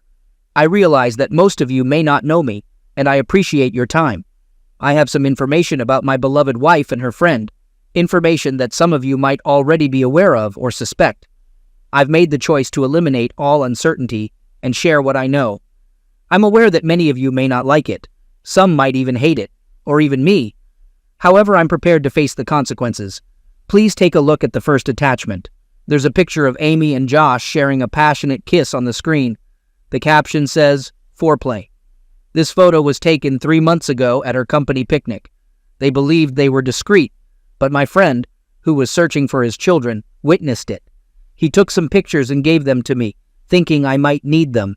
That's what a good friend does. I must admit that I became a typical insecure husband after that. I needed to find out everything, even if it hurt me. And it did hurt. Our commitments to each other and to God in front of friends and family were broken due to lust. I hope it wasn't love. I keep tormenting myself with the question, why? Could it be because I left her alone for extended periods while the Navy SEALs and I were involved in covert CIA operations? No, wait, I never served in the military, and the only SEALs I know are the ones sunbathing in the harbor. Could it be because I left her alone for work? That can't be. I don't go on business trips and I hardly ever work overtime. I typically get home no later than 5:30 every evening. Maybe it's because I abandoned all my hobbies, left her and the kids to themselves, and had fun on my own. Missing birthdays, holidays, and anniversaries? No, that's not the case. My only hobby is making her happy. She seemed to enjoy little surprise gifts and weekend getaways, and she had to keep an eye on me to ensure I didn't go overboard on those occasions. Fortunately, we didn't have a chance to have kids. I wasn't tough on her mentally or physically. I didn't neglect her, and I always made sure she knew I loved her. I spent as much time with her as possible. It helped that she had a job. Otherwise, she wouldn't have had time to be with Josh. The fact that he was her boss made their secret meetings convenient during the day. I was shocked when I obtained concrete evidence. It turned out to be a bit costly, possibly even illegal, but I didn't intend to use it in court. I decided to take the matter to the court of public opinion. It's evidence of their affair. Of course, the following attachments are explicit, so please don't open them if you think they might offend you. The next two images popped up. The first showed a top-down photo of Amy looking up at Josh lovingly. The caption read, "She's really good at this." The second was a series of images of them in bed, their faces reflecting desire and happiness. Below was the caption, "What she didn't do for me." I apologize if this offends you, but I needed to remove all doubt. Why am I showing you these pictures? Because I've filed for divorce. Many of her friends have asked if I'm sure about this decision, if it's a mistake, if we should see a counselor, if she's sorry, if it won't happen again, or if we should try to forget it. Her mother, whom I loved as my own, won't try to make me change my mind. Her father, whom I respect but never truly loved, will attempt to reason with me. I'm sorry for involving all of you in this situation. My strongest desire is for you to leave me alone. This is primarily between my wife and me. Well, not entirely. I didn't account for Josh. I owe an apology to his wife, Sunny. You didn't deserve to face this. Or to your two children who are, 8 and 5 now? Perhaps he'll change and you can forgive him. It's your choice.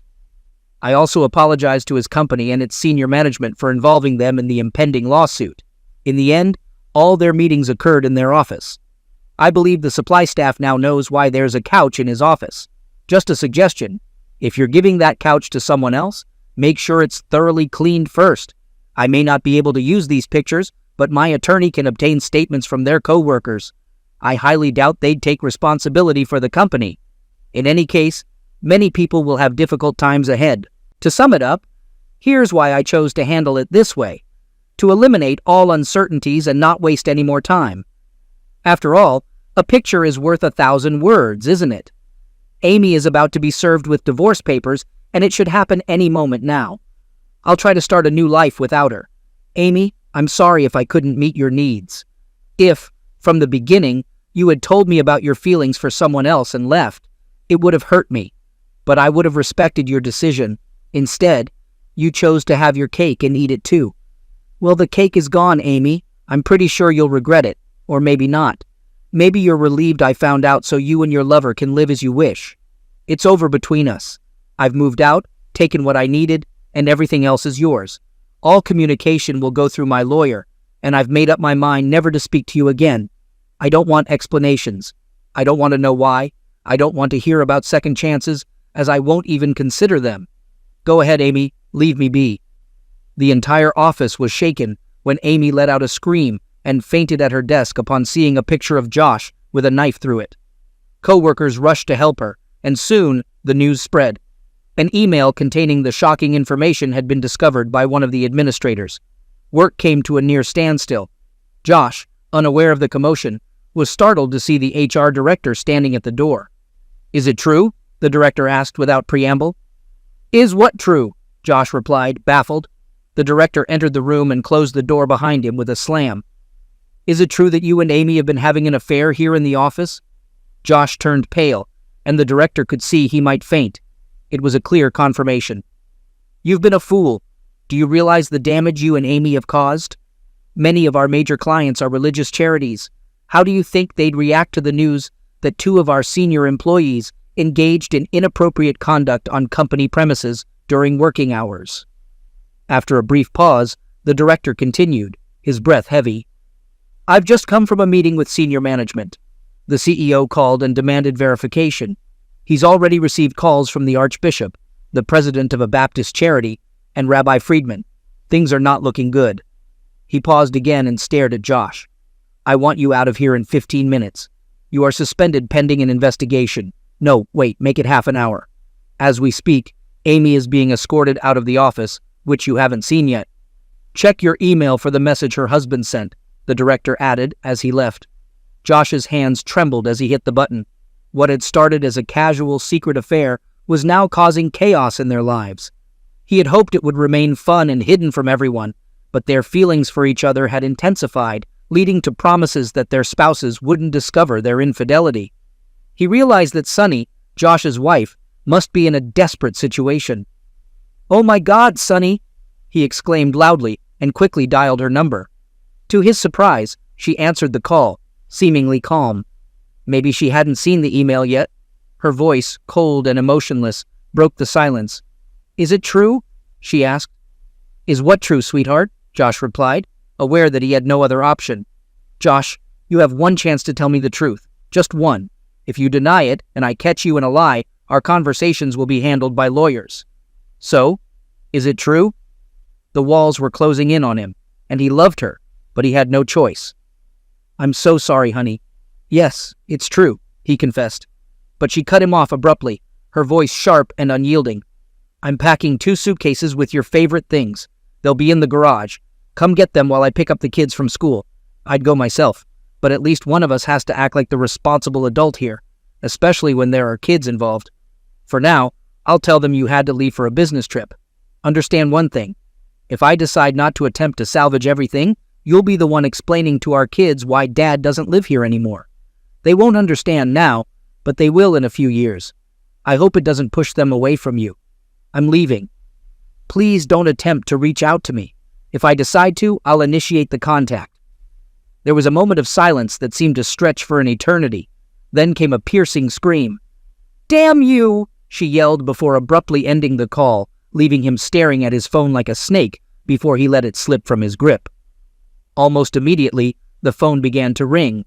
Glancing at the caller ID that displayed Amy, he answered hesitantly. For a minute, all he heard were the sounds of crying and sniffling.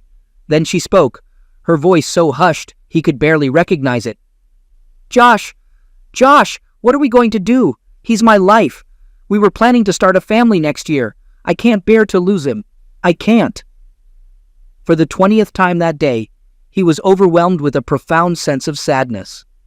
"What have we done?" he wondered aloud. "I feel the same way about Sunny. But honestly, Amy, I don't see a happy ending for either of us. If we truly loved each other, we might embrace our freedom and be together. However, we liked each other, yet we never intended to be together. You know our careers are over, if not now, then very soon. Sunny has kicked me out, and I'm uncertain if we'll ever be together again. I'm genuinely sorry for Ben. Do you think that if I talked to him explaining there was no love, it might help? I'm willing to do that." "No," she replied resolutely.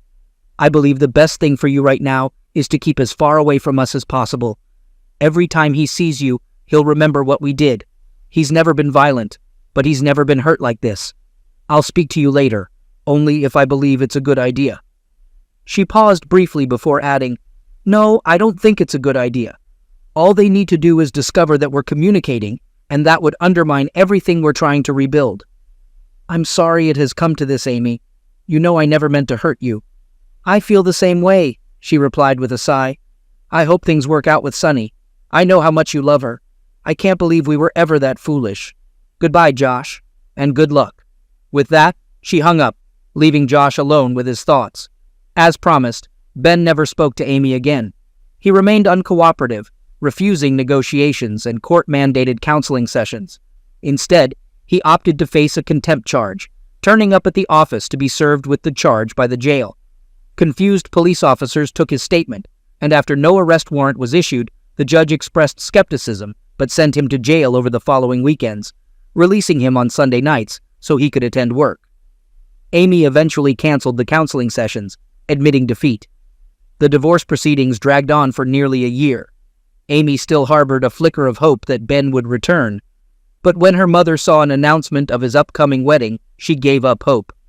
On Ben's wedding day, Amy, overwhelmed by emotions, got drunk for the first time in 2 years. While time might not completely heal all wounds, it made the pain more bearable. Eventually, Amy began dating again.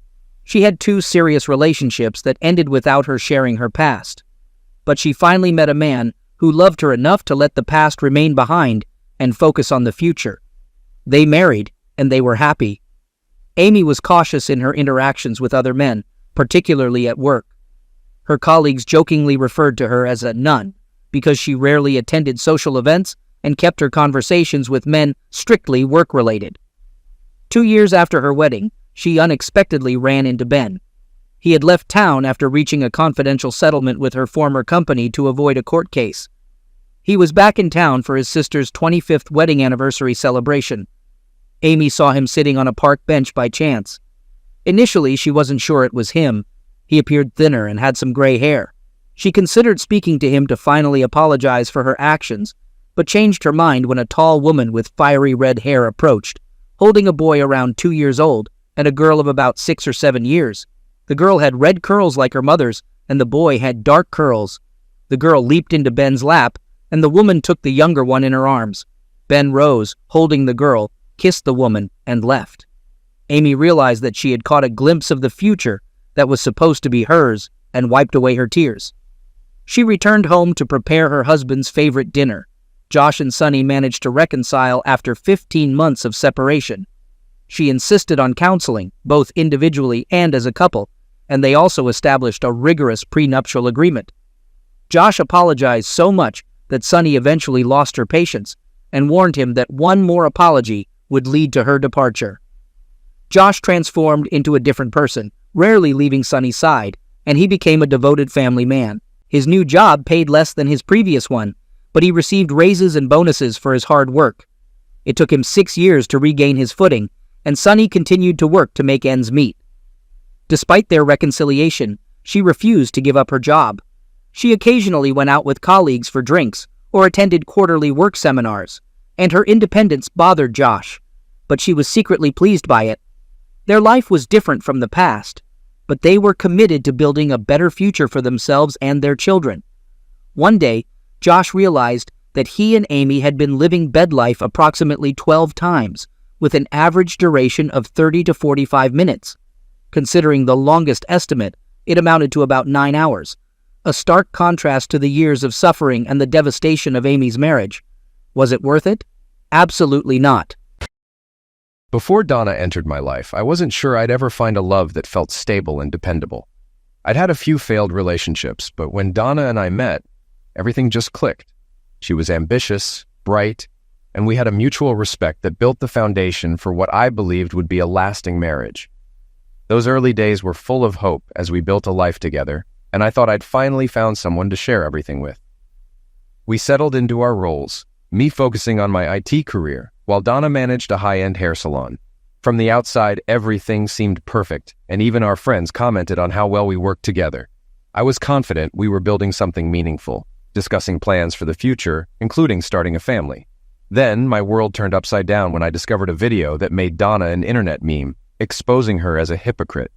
My name is Jim Fielding, and for 5 years, I thought I had a stable marriage. But after seeing that video, I realized things weren't as they seemed. So, what happened? The coronavirus pandemic hit. Donna's salon shut down, but I kept working remotely because my job in banking was considered essential. At first, things were great. We spent a lot of time together.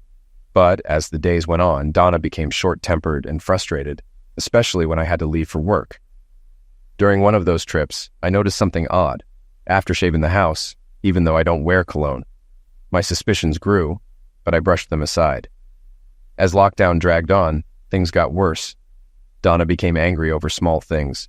She was strict about following every new guideline, making me wear masks and use hand sanitizer religiously. Eventually, she even made me sleep in the guest room because we couldn't stay 6 feet apart in our bed, which also meant no sex. I argued, saying it didn't make sense since we lived together, but she stuck to the rules. Soon, we weren't eating together or even using the same bathroom. She separated our dishes, and we had to wash our own clothes. We'd become little more than roommates under the same roof. The mayor introduced a hotline and website for reporting neighbors not following strict guidelines. While I understood the intent, I felt it was excessive. I shared my concerns with Donna, but she disagreed. "I think it's a great idea," she said. "People aren't following the rules, and it's dangerous." "I'm not getting involved in that," I replied. "Suit yourself," she shrugged, "but I will." "You're not going to report our neighbors, are you?" I asked, worried about causing trouble with friends. "It's for their own good," she insisted. "If they don't care about their health, someone has to." "But these are our friends and neighbors," I said. "Then they'd better follow the rules," she replied. "I don't want us getting sick because of them." I cautioned her about the state's sunshine laws, warning that if neighbors found out she was reporting them, it could damage our relationships. But Donna didn't seem concerned. Over the next few days, she spent a lot of time watching the neighbors, even calling the snitch line when kids were playing outside. Eventually, a police officer came and spoke to the parents, and the kids went inside. I hoped they never found out it was Donna. I also noticed strange behavior from Donna. She started making frequent trips to Walmart, which usually lasted much longer than before. Despite being an efficient shopper, she'd now be gone for hours, often returning with only a single item. Even more oddly, she began dressing up for these trips. When I asked about it, she brushed me off, saying she just wanted to look nice. Making matters worse, several times she would head straight to the master bathroom, a room I was no longer allowed to use, and take a shower right after returning. Why would she need to do that if all she did was run out to grab one or two small grocery items? I know I'm not the sharpest tool in the shed when it comes to women, but I wasn't born yesterday. Something was up, and I was determined to find out what. Why would she get all dressed up and leave for Walmart around the same time every day, only to be gone for up to 3 hours? Something definitely didn't add up. I tried to trust her. After all, I had seen some of the lines at stores myself. But 45 days into the lockdown, I knew something wasn't right. I pulled out my phone and called John Winthrop, an old college friend who now ran his own private investigation company. "What's up, buddy?" he asked. He listened quietly as I explained the situation. "Man, that doesn't sound good. Email me a recent picture of Donna and I'll get started. You might want to install some cameras in your house that stream to your server." "Good idea," I said as I sent him a picture of Donna. "I've got a few cameras lying around that aren't in use," he told me. "If you want, you can borrow them and set them up. Meet me at your office this afternoon and I'll bring them over if that works." "That works," I said. "I'll be there around 2:30. She's usually back from Walmart by then." "Gotcha," John said. "Your office, 2:30. I'll be there. I just got your email, by the way. Thanks." "No, thank you. I just need to get to the bottom of this." "You might not like what you find," John warned. "I don't like what's happening now," I replied. "See you this afternoon, buddy." We ended the call, and I thought about what he said. I might not like the truth, but it had to be better than what was going on now. It was time to face this head-on and deal with it. I showered, changed, and left a note on the kitchen counter letting Donna know I'd be out until later that afternoon. I met John outside the building where my office was.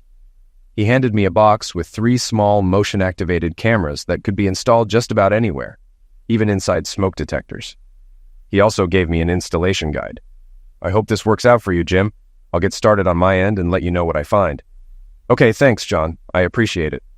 After he left, I went inside and saw that UPS had delivered some batteries and DVDs. While checking my work email and our ticketing system, I learned the upgrades and battery replacements were scheduled for later that night after banking hours. I glanced at the clock and realized I had just enough time to get home, set up the cameras, and grab a couple of hours of sleep before the night shift. When I got home, Donna still wasn't back, so I grabbed my ladder and headed into the master bedroom, a place I'd been banned from. Out of curiosity, I peeked into her hamper and found a pair of underwear with what looked like crusty seed stains. Disgusted, I set to work. As I finished installing a camera in the smoke detector, Donna walked in. I could immediately smell a man's cologne mixed with something else on her. "What are you doing in my room?" she asked. "Your room?" I shot back. "Last time I checked, my name's on the mortgage, which means I can go into any room I damn well please, including the master bedroom where we used to sleep together." She recoiled. I rarely spoke to her like that. "Just so you know, I had to change the battery in the smoke detector. I'll be doing the same in the guest room and living room." "Okay," she said. "You don't have to be so short with me." I said nothing, finished up, and moved to the guest room where I'd been sleeping. I installed the second camera there, and then moved to the living room to finish the job. Once done, I put the ladder away and went into my office to check that the cameras were connecting to my server. It took a few minutes, but I was satisfied with the results. The images were clear, and the microphones picked up everything. I watched as Donna came out of the bathroom and put on jeans and a light sweatshirt. I hoped nothing incriminating would show up so we could move forward.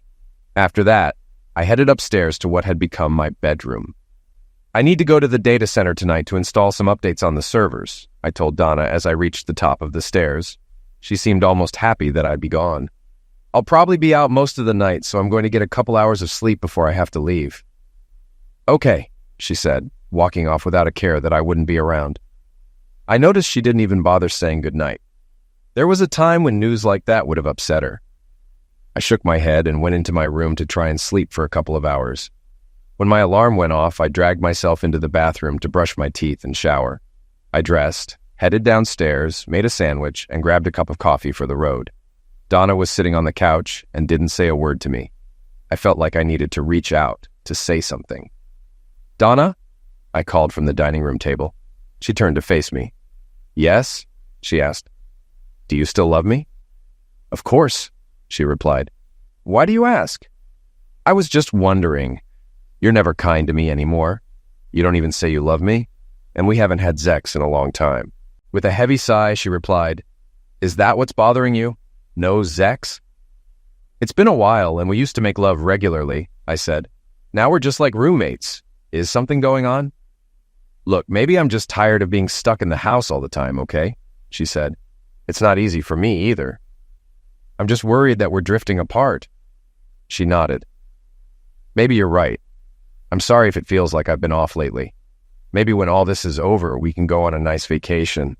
"Yeah, that'd be nice," I said, though I didn't really believe it.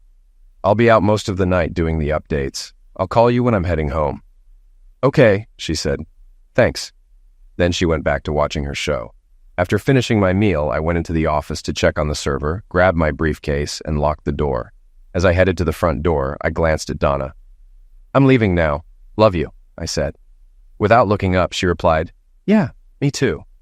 I stood there for a moment, realizing that's all I'd get from her. There was a time she'd send me off with a kiss, but I guess those days were long gone. "Donna," I said, as I closed the door behind me. I got into my truck, feeling heavy-hearted. It took a little over an hour to reach the data center. I went in, replaced the UPS batteries, and started the upgrade script. Knowing it would take hours, I grabbed some coffee and sat at a desk. I pulled out my personal laptop, connected to the network, and logged into my home server. There were several videos from earlier, so I checked them out. Nothing seemed odd, just clips of me sleeping, Donna in the front room, the usual. I noticed she pulled out her phone multiple times to text someone.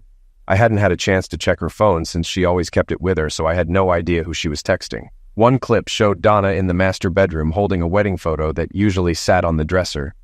Based on the timestamp, it happened while I was asleep. She looked at the picture wistfully, then placed it face down on the dresser before leaving the room. A few other videos showed me getting ready for work, and one recorded our conversation before I left. I couldn't help but notice that aside from her size, Donna had shown very little emotion during the conversation, and even less when I said goodbye. However, things got interesting after I closed the door. She stared at it for a moment, then got up to check if I had left. Once sure I was gone, she pulled out her phone and made a call. Unfortunately, I could only hear one side of it. "Hey, lover," she said, smiling. "Yeah, idiot's gone, probably all night. You ready to come over and play in my bed?" "Of course. And anywhere else you want." "You want me to do what?" "Really? Okay, just for you. Hurry up, I'm excited thinking about you." "Yeah, okay, love you, stud muffin. See you soon." "What the hell?" I whispered to myself. It became clear that Donna didn't love me anymore and was in love with someone else. I watched as she went upstairs to the master bedroom. She picked up our wedding photo and giggled at it.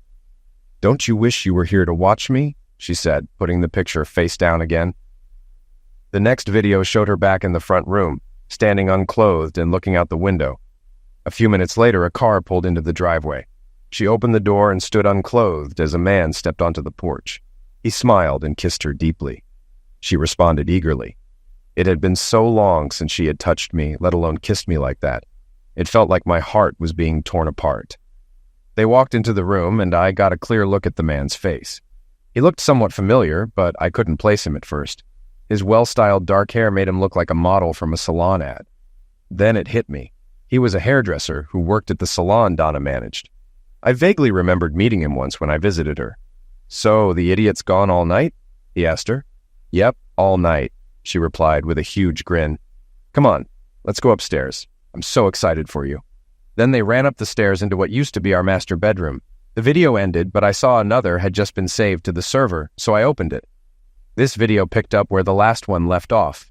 Donna and her lover were in the bedroom, and she had gotten on the bed. "It's not our marital bed anymore," she said. "I kicked him out of the bedroom like you suggested. This is my bed now. Or better yet, our bed. Yours and mine." That explained a lot, I thought. They clearly planned this out. "Too bad the coward isn't here to watch a real man with you," he said with a nasty grin. She laughed. "Maybe later. Forget about him for now. I need you to screw me." I can't even begin to explain the emotions I felt as I watched and listened to them humiliate me in my own house, in what I thought was my marital bed. Part of me was heartbroken over the loss of what I once believed was a beautiful relationship. Another part of me burned with rage. After all the years I supported her and took care of her, this was my reward. It was probably for the best I wasn't there while this happened. I likely would have grabbed my weapon and ended both of them right then, but that would have just put me in jail, and I wasn't going down that road. It's crazy how fast someone's feelings can change. Right now, I didn't see Donna as my soulmate. She wasn't my wife anymore. In fact, it was hard for me to even think of her as a woman. She was just a selfish, deceitful person. I had to get away from all of this before I lost my mind. I stopped the video and left the data center. I drove to a convenience store and bought a couple of packs of cigarettes and a 6-pack of Coke. I would have grabbed some beer, but I still had work to finish and needed to drive back home. It had been years since I smoked, but I needed one before I completely lost it. Sitting in my truck, I smoked a cigarette, thinking about what to do next. Divorce was obvious, but it wouldn't be enough. I needed some kind of revenge on Donna and her dirtbag lover for what they were doing to me. But I had to be careful not to end up in jail. I went back inside to check on the updates, then sat down to continue watching the video. I've read stories where guys get excited, watching their wives with other men. That didn't happen to me, thank God. Sure, Donna was still attractive, but what I felt was pure hatred. What made it worse wasn't just watching them have sex in what used to be our shared bedroom, but hearing what they were saying. "You want me to get you pregnant?" he asked. "Yes, baby, get me pregnant," she said. "What about your pathetic husband?" he asked. "Who cares about him?" she said dismissively. "I'll make him think it's his and let him raise it."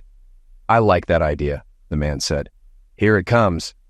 She removed her wedding rings and placed them in her hand. "God, you're wicked," he told her. "That's why you love me, right?" she asked. I screamed, I cried, and I raged. I wanted to smash my laptop against the wall. I couldn't believe the woman I had vowed to love forever was doing this to me, to us. I swore no matter what, I would get revenge on them both. In the video, the two of them were snuggled up in what used to be my bed. "So, Donna, why don't you just divorce the idiot and come live with me?" he asked. "Oh, please," she said. "You think I'd give up all this to live in that little trailer of yours? Look, I love you and the Zex, but I can't afford to divorce him yet. I need his money." So that's all I was to her now, a meal ticket. Well, to hell with that. I stopped the video and logged into our bank account. I did the usual things, opened a new account in my name only, transferred half of our money into it, and then paid off and canceled our joint credit cards. I also went into our company's HR system and removed her name from my retirement account. I would have taken her off my insurance too, but I couldn't because it wasn't open enrollment, and I didn't have a finalized divorce yet. Other than that, I did everything I could to separate our finances. Working for the same bank that held our accounts definitely helped. I started the video again. "So, once this pandemic is over and we're back to work, you'll divorce him?" he asked. "Yeah, by then I'll have enough saved up and I can file for something like mental cruelty. I'm sure I can find a lawyer who'll ruin him. Not if I get to one first." "You're a real piece of work," I thought to myself. Looks like this marriage is coming back to life, huh? I couldn't take much more and fast-forwarded through the rest of the video. After they finished having sex, they laid back down in bed and cuddled some more. So much for social distancing, I thought. After a while, they went to sleep, and it looked like the night's fun was over. I checked on the progress of the updates. It looked like they'd be done in about an hour. So I sat back and thought about my next move. After what I heard tonight, there was no way I could continue living under the same roof as Donna. I had seen and heard enough, and I didn't think there was any need for John to follow her anymore. So I came up with a plan. I spliced together several clips of the videos I had and sent the compilation to every one of her family members, explaining that I'd be filing for divorce on grounds of infidelity. By then, the updates were finished, so I ran some tests to ensure everything was working properly. Once I confirmed it, I packed up my things and headed to the truck, deciding to crash Donna's little party. It was only 1:30 a.m., meaning I'd get home around 2:30. Donna wasn't expecting me back until much later. Perfect. I thought with a wicked grin. I got into the truck, lit a cigarette, and hit the road. By the time I reached home, it was 2:25, so I turned off the headlights to avoid waking Donna or her lover.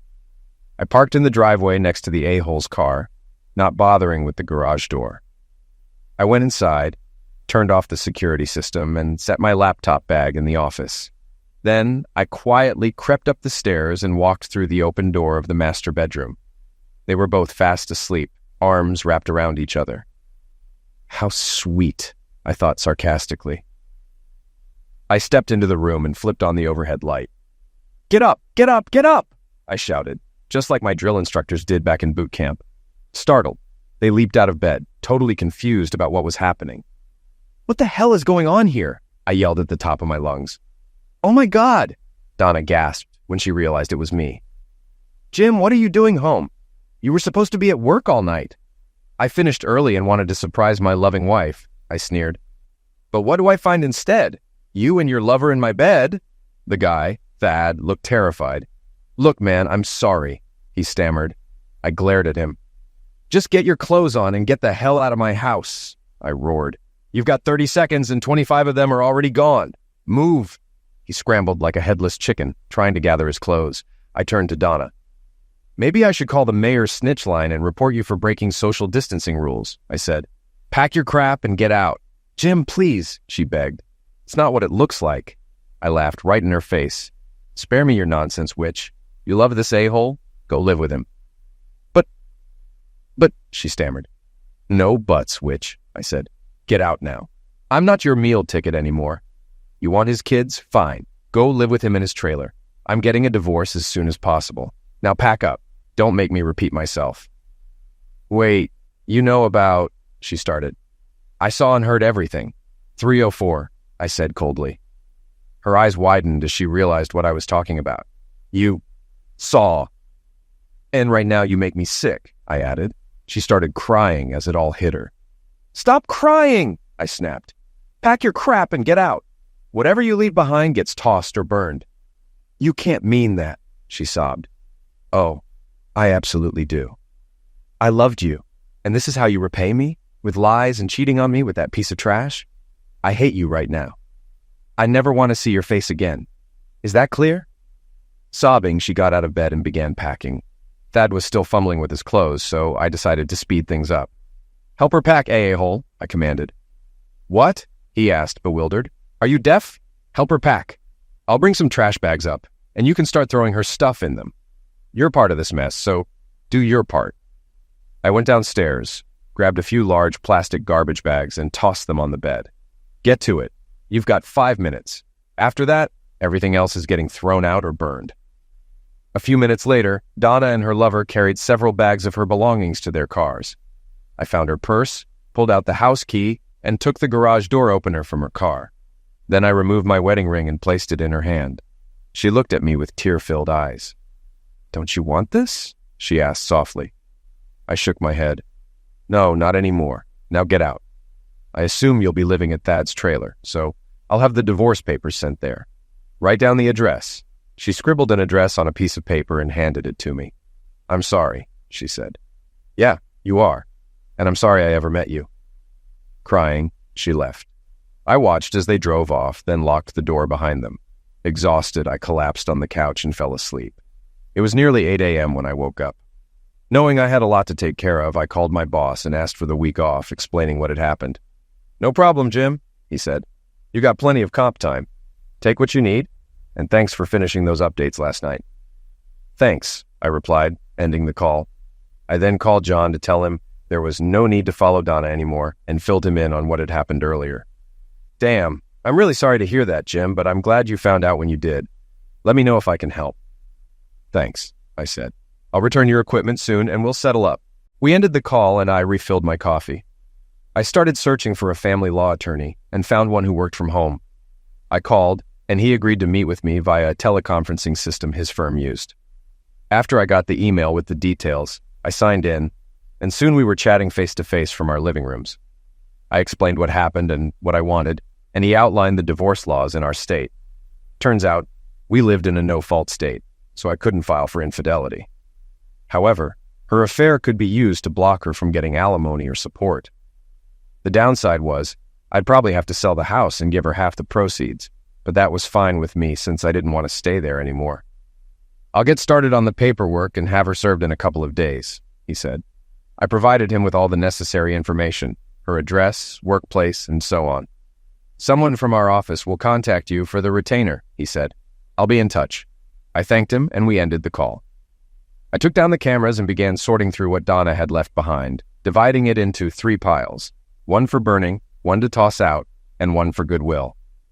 It was nearly noon when my phone rang. I saw it was Donna's sister, Doreen. She was a couple of years younger than Donna, and out of work because the restaurant she worked at had closed. "Jim, what's this about you throwing Donna out in the middle of the night?" she asked angrily. "Did she tell you why I threw her out?" I asked. "She said it was just a little misunderstanding." "Check your email," I told her.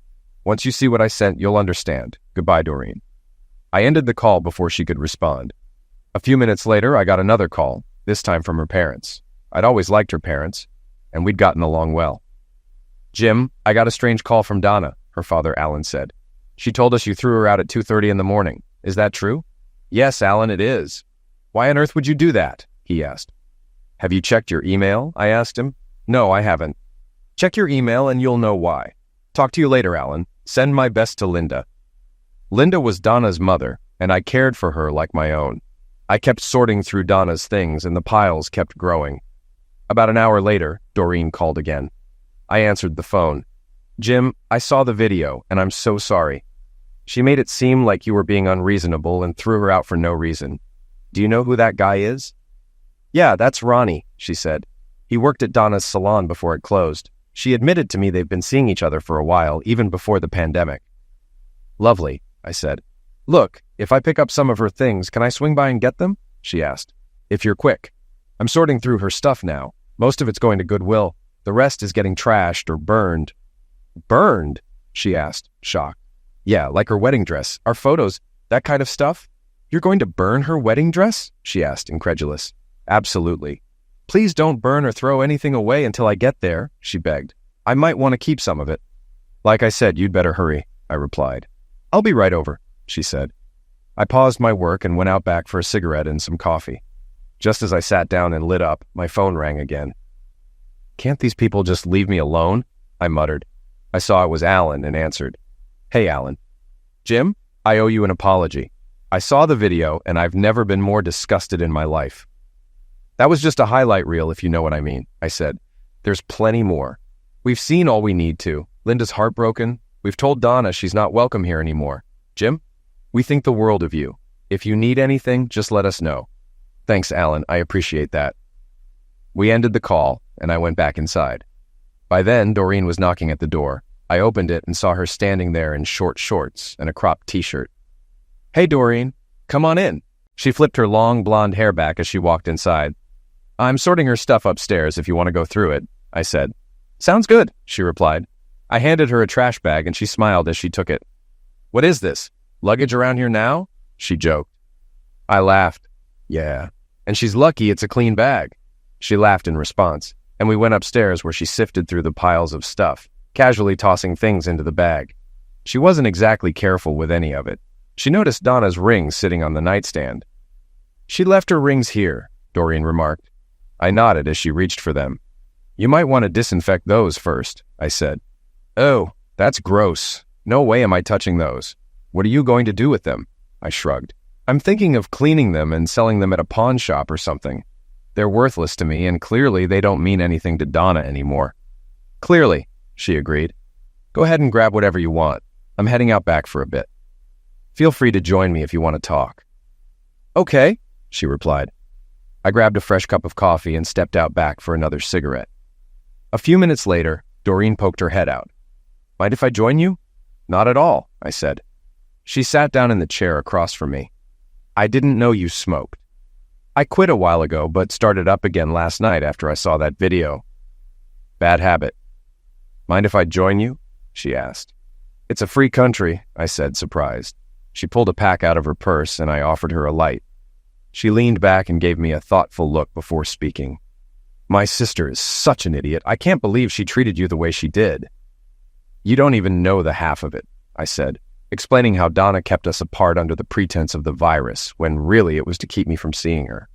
She's not just an idiot, she's a stupid idiot, Doreen said. After a few moments, I noticed she started acting differently. The way she sat and the small smile on her face gave her intentions away. You know, I've had a crush on you since the first time I met you. Really? I asked, surprised. Of course, she said. I always noticed how flirty she was around me when we were together, but I never encouraged it. Still, I could tell it bothered Donna, and to be honest, I didn't do anything to stop it either. I've always thought highly of you too, I said. She smiled. I'm not my sister, though. I know, I replied. No, you don't, she said. Sure, we grew up together, but we couldn't be more different. Donna's always been selfish and a little narcissistic. I can't tell you how many times she got me in trouble with our parents, only to do the same things herself later. Honestly, I'm shocked you two lasted as long as you did. Really? Why? I asked. She was always switching boyfriends when we were younger, Doreen explained. She'd date someone for a few months, then move on. Most guys dumped her as soon as they saw who she really was. I wish I had known that before I married her. I almost warned you when we first met, Doreen said. Why didn't you? I asked. I thought about it several times, but I could tell you were completely in love with her. I didn't think you'd believe me. I nodded. You're probably right. I was head over heels for her and would have thought you were trying to split us up. I did warn her, though, Doreen said. I told her if she ever hurt you, she'd regret it. She swore she'd never treat you like her other boyfriends. Did you ever think about revenge? She asked. It crossed my mind, I admitted. I spoke to a divorce attorney this morning, and he's starting the paperwork. Is that all? Isn't there something else you'd like to do? She asked with a suggestive tone. I knew what she was hinting at, but I wasn't ready to take the bait, at least not yet. Yeah, but I'd probably end up in jail, she laughed. That's not what I meant. She rested her hand on my leg, and I could feel the heat from her touch. I knew I could have her right then, but it was too soon. I'm still legally married, I said. The papers haven't even been served yet. She smiled. Good answer, that's fine. I've waited 5 years, so I guess I can wait a bit longer. Are you staking a claim? I asked with a grin. Damn right I am, she said. Donna messed up big time, but I'm not like her. I'm a one-man woman, always have been. I smiled back. That's good to hear. I figured you'd have guys lining up. Nah, most of the guys I know are idiots or mama's boys. That's a shame. Not really, she replied. None of them can compare to you, but I have to know one thing. What's that? Is there any chance you'll take Donna back? She asked. I shook my head. None whatsoever. She burned that bridge last night. Too bad for her, I guess, Doreen said. She glanced at her watch. I should get going. I promised Donna I'd bring her stuff this afternoon. Is there anything you want me to tell her? Just let her know I spoke to a lawyer and she'll be served in a couple of days. I'll tell her I'm really sorry about what she did to you. Thanks, I'll be fine. I know you will. She stood up and hugged me. Let me give you something to take your mind off things, she whispered. I was about to say something, but she caught me off guard with the deepest kiss I'd ever experienced. Are you on Skype? She asked after pulling back. Yeah, I am. I wrote down my Skype handle and handed it to her. Great. I'll meet you on Skype tonight and let you know how it goes. Sound good? Yeah, I'm looking forward to it, I said. I helped her carry the rest of Donna's things to her car, and we kissed before she got in. I watched her drive off, then sighed as I went back inside. I hoped I wasn't jumping from one bad situation into another, but I didn't sense any deception from her. I grabbed a soda and was heading to the back door when my phone rang. This time it was Donna. What does she want now? I wondered. What do you want? I asked when I picked up. You prick! She screamed. How could you do this to me? Do what, exactly? You know what? You sent that awful video to my parents and my sister. Now they all hate me. Why would you do that? Why do you think? 304, remember? You're the one who cheated, lied, and stabbed me in the back? I loved you completely, and this is what I get? You really thought I'd raise Ronnie's child? Screw you, witch, and him. Stop calling me that, she yelled. I knew she hated that word, which is exactly why I used it. But I didn't care. Why not? It's what you are, a lying, cheating, worthless witch. That's all you've ever been, and it's all you'll ever be. We're done. I spoke to a lawyer today, and you'll be served with divorce papers in a few days. In the meantime, I don't want to hear from or see you again. Jim, please, I'm begging you, she cried. I'm so sorry. We can fix this. No, we can't, I said firmly. You destroyed everything with your cheating. I'm done with your nonsense. You made your choice, now live with it. Goodbye. And I seriously hope I never see you alive again." I thought I heard her sob, but I didn't care. I ended the call and immediately blocked her number. Later that evening, Doreen contacted me on Skype. She told me Donna wasn't too happy about the condition of her belongings. Too bad, I thought. I told Doreen about Donna's call and she laughed. "Serves her right," she said. We chatted for a while before ending the call. I thanked her for everything she'd done and told her it meant a lot to me. "It's my pleasure," she said sweetly. "I'll be in touch." We said our goodbyes, and I found myself daydreaming about being with Doreen. The next day, I finished sorting through the rest of Donna's things. I cleaned her rings and took the stuff I was donating to Goodwill, stuffing it all into trash bags and loading it into the truck. After dropping the bags off, I stopped by a pawn shop and sold her rings, getting a fraction of what I'd paid for them 5 years ago. Oh well, I thought. If Donna wants them, she can go buy them back. I even mailed the pawn ticket to her at Ronnie's trailer in case she wanted them. I figured she'd get the ticket in a day or two, giving her a chance to reclaim them if she wanted. I'm not entirely heartless, after all. I called John and arranged to return the surveillance equipment he let me use. After I got back home, I tore down the bed and put it in the front yard along with the dresser and nightstands. I added a free sign, and within a couple of hours, everything was gone. I gathered the rest of Donna's things, including her wedding dress and all the photos with her in them, and took them out back. I grabbed a 50-gallon drum from the garage, stuffed everything inside, soaked it with lighter fluid, and set it on fire. I stayed with the drum until it had all burned to ash, then made sure the fire was completely out before putting the lid on the drum. I left it there to cool down before moving it. I went back inside and looked around, making sure I'd removed everything that reminded me of Donna. The place felt a bit empty, but it was worth it to clear out all traces of her. By then, it was evening, and I was exhausted. I fried up some hot dogs and watched a little TV before heading to bed. I slept in the next day, but still managed to get a lot done. I opened the windows in the now empty master bedroom to air it out, then grabbed some spackle to fill the nail holes. Afterward, I cleaned the carpet using the shampoo machine. It was late afternoon by the time I finished. I was in the garage cleaning the machine when I noticed Ronnie's car pull up out front. I opened the garage door and grabbed a baseball bat I kept near the back door. Standing by the open door, I watched them get out and head toward the front door. I stepped out and intercepted them. "What do you want?" I asked. Donna held up 2 envelopes. "What is this crap?" she demanded. "If I'm not mistaken, those are divorce papers," I said. "Sign them and send them back. I've been more than fair. The sooner you do that, the sooner this sham of a marriage can be over. Don't fight me on this, or I'll use the full video I have of you two in our bed." "What about this?" she asked, holding up a smaller envelope. I recognized it as the pawn ticket I'd mailed her. "That's the pawn ticket for your rings. I sold them. Didn't get much, but that's life.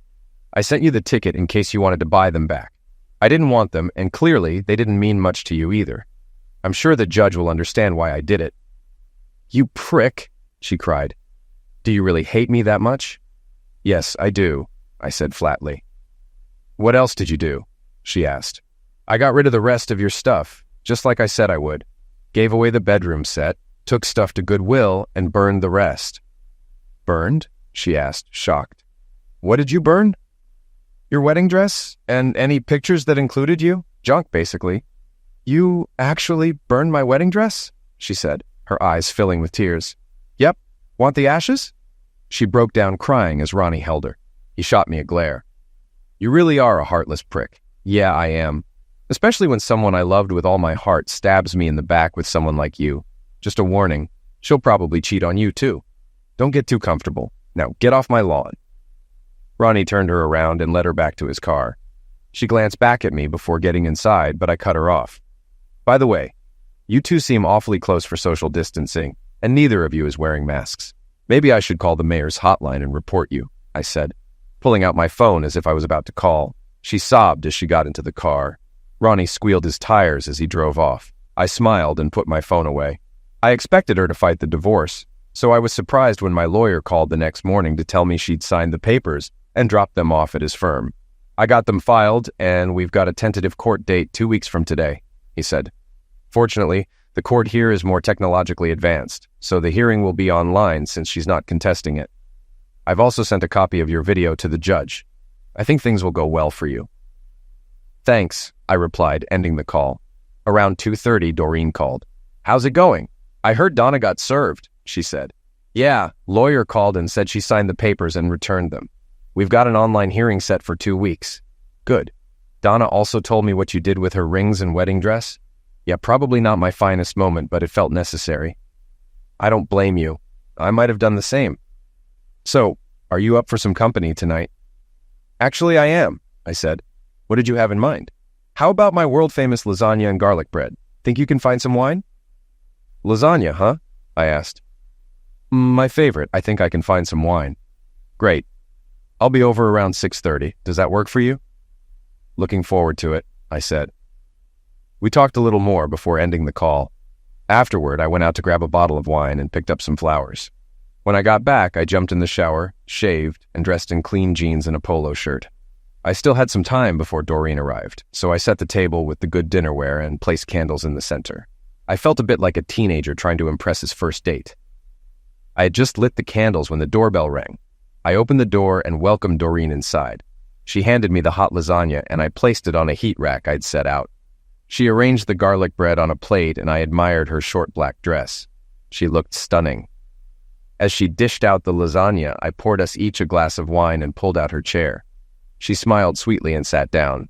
You look just as delicious as this lasagna, I told her. She smiled back. Thank you. And you're looking pretty good yourself in that polo. I like what you've done with the place. I don't see any signs Donna ever lived here. That's the idea, I said, taking a bite. This is the best lasagna I've ever had. I'm glad you like it, she said. Wait till you see what I brought for dessert. Dessert? I hadn't seen her bring anything else, but then I realized what she meant. I smiled knowingly. After dinner, Doreen helped me clear the table. Once we finished, she turned to me and untied her dress. It took me a moment to realize I'd stopped breathing. Standing before me was the most beautiful woman I'd ever seen. What's the matter? She teased. Haven't you seen an unclothed woman before? Not one as sexy and beautiful as you, I stammered. She kissed me deeply. Are you ready for dessert? I couldn't remember ever feeling this good. Not even with Donna. She wrapped her arms around my neck and kissed me again. I love you, Jim, she said. I've always loved you and always will. Please, let me be your woman as long as you'll have me. I kissed her softly and smiled. I love you too, Doreen. I wish I'd met you before Donna. She smiled back. Me too, but now let's go upstairs. Thought you'd never ask, I said. We went upstairs, arm in arm, to the guest bedroom. The bed was smaller than the one in the master bedroom, but it was perfect for us. We made love for hours before finally falling asleep in each other's arms. The next morning, Doreen woke me up. I felt like a completely new person, and I had this incredible woman to thank for it. We patted downstairs, and while I made coffee, she whipped up breakfast. I sat at the breakfast counter, watching Doreen cook bacon and eggs, wearing nothing. I could get used to this, I said, admiring her figure. She laughed. I hope so, cowboy, she replied, because I plan on doing this every chance I get. Seriously? I asked. Yep. You have no idea how long I've dreamed of being with you. She plated our breakfast and we sat down to eat at the counter. So, what's on your agenda today? She asked as she finished her meal. I've got some things to wrap up around here. I need to start prepping the house for sale. The court will likely order it sold, so I might as well get a head start. I noticed the master bedroom looks strange being empty. Are you going to replace the furniture? Eventually, but not until I know what's happening with the house. That makes sense. What's on your plate? I asked. Actually, I had an idea I wanted to run by you. Oh, what's that? How about I bring over some things from my apartment and stay here more often? That way I can help you get the place ready to sell, and we can spend more time together. I thought about it for a moment. I like that idea. We just have to be cautious. The last thing I want is Donna filing something against me. You're right, she agreed. But I doubt that'll be a problem. I know my sister, and I think she's accepted that you two are done. I'll be discreet. If anyone asks, I'll just say I'm helping you through a difficult time. I'll stay at my studio apartment a couple of nights a week, but most of the time I'll be here with you. I considered it for a moment. Deal. Good, she said, kissing me. I meant what I said last night, you know. What's that? That I love you, she said. I've always loved you. and I'll never treat you the way Donna did." "I love you too, Doreen," I said, kissing her back. I genuinely did love her, and I hoped this wasn't just a rebound. "I'm already feeling better, and it's all thanks to you." She kissed me again before standing up. "I'd better get dressed and head out. I'll be back this afternoon." "Okay, sounds good." "Oh, wait a second," I said, grabbing my jeans from the floor. I pulled out my keyring and handed her Donna's old house key. "Just in case I'm not here when you get back, I'll give you the garage opener too, and the security code." After sorting all that out, Doreen went upstairs, got dressed, and left. The next 2 weeks were great. Doreen spent most nights with me, and she was a huge help, especially once I went back to work. We got a lot done, including painting most of the interior. She understood my job's demands, which sometimes required late nights or travel, and she was okay with that. On those nights, she stayed at her apartment, and we kept in touch via Skype until she went to bed. Trust was important to me, and Doreen seemed to sense that without me needing to say it. If I had to work late or travel, I'd always let her know with a call or text, and she'd do the same if she needed to run errands or go to her apartment. By the end of the 2 weeks, we had settled into a comfortable routine. It was clear she had gone a long way toward healing my heart during that time. It felt like a pre-honeymoon, and we learned a lot about each other, including our shared taste in music. Finally, the day of the online court hearing arrived. I was surprised that Donna hadn't tried to contact me during those 2 weeks, but I didn't mind. Doreen came by to sit off to the side and listen. I dressed for the hearing and listened as my lawyer explained the process. Since Donna wasn't contesting the divorce, he said it should only take about 15 minutes. However, the judge had scheduled an hour just in case. "Between you and me, I think he likes to take his time," my lawyer joked. Soon, the judge, the bailiff, the court reporter, my lawyer, and I were all online. But Donna wasn't. "Mr. Winthrop," the judge asked, "do you know why Mrs. Fielding isn't present?" "No, Your Honor," my lawyer said. "I sent her the instructions a couple of days ago, but I haven't heard from her." "Mr. Fielding, have you heard from your wife?" the judge asked me. "No, sir, I haven't." "All right, bailiff, contact the sheriff's office and send them to Mrs. Fielding's address. If there's no valid reason for her absence, have her taken into custody." "Yes, sir," the bailiff said. We waited around for about 45 minutes until the bailiff returned. "Your Honor, deputies have reported from Mrs. Fielding's residence. Both Mrs. Fielding and her companion were found deceased. The medical examiner has been called." "I see. Thank you, bailiff," the judge said. "Mr. Fielding, it seems your petition for divorce is now moot due to your wife's end of life. I will wait for the official report from the medical examiner before closing the case. In the meantime, please accept my condolences." "Thank you, Your Honor," I replied. The judge, bailiff, and court reporter left the call, leaving just me and my lawyer. "I'm very sorry, Mr. Fielding," he said. "If you'd like, I can handle your wife's probate, assuming she didn't have a will." "No, she didn't. Thanks," I said. I held Doreen as she cried over Donna's end of life. I felt some sadness, too. Thanks to Doreen, I no longer hated Donna, but I still hated what she had done. I also remembered telling her I hoped never to see her alive again, and that caused a pang of guilt. It was something I'd said in anger, but it still bothered me. A couple of weeks later, the state started reopening, and life began to return to normal. The autopsy revealed that Donna and her lover had both died from the coronavirus. It also showed they had taken large quantities of illegal pills, and the medical examiner confirmed that Donna had been pregnant, no doubt with her lover's child. Strangely, neither of them sought medical help. I attended the funeral to support Doreen and her parents. Fortunately, I had a term life insurance policy on Donna through the bank, so her final expenses were covered. Alan and Linda were happy to hear that Doreen and I were together. I'm not sure where our relationship is headed, but I suspect I'll be proposing before too long. Right now, I'm focused on this amazing woman who's showing me just how much she loves me, and I'm thoroughly enjoying it. So if you'll excuse me, I'm going to focus on her for a while.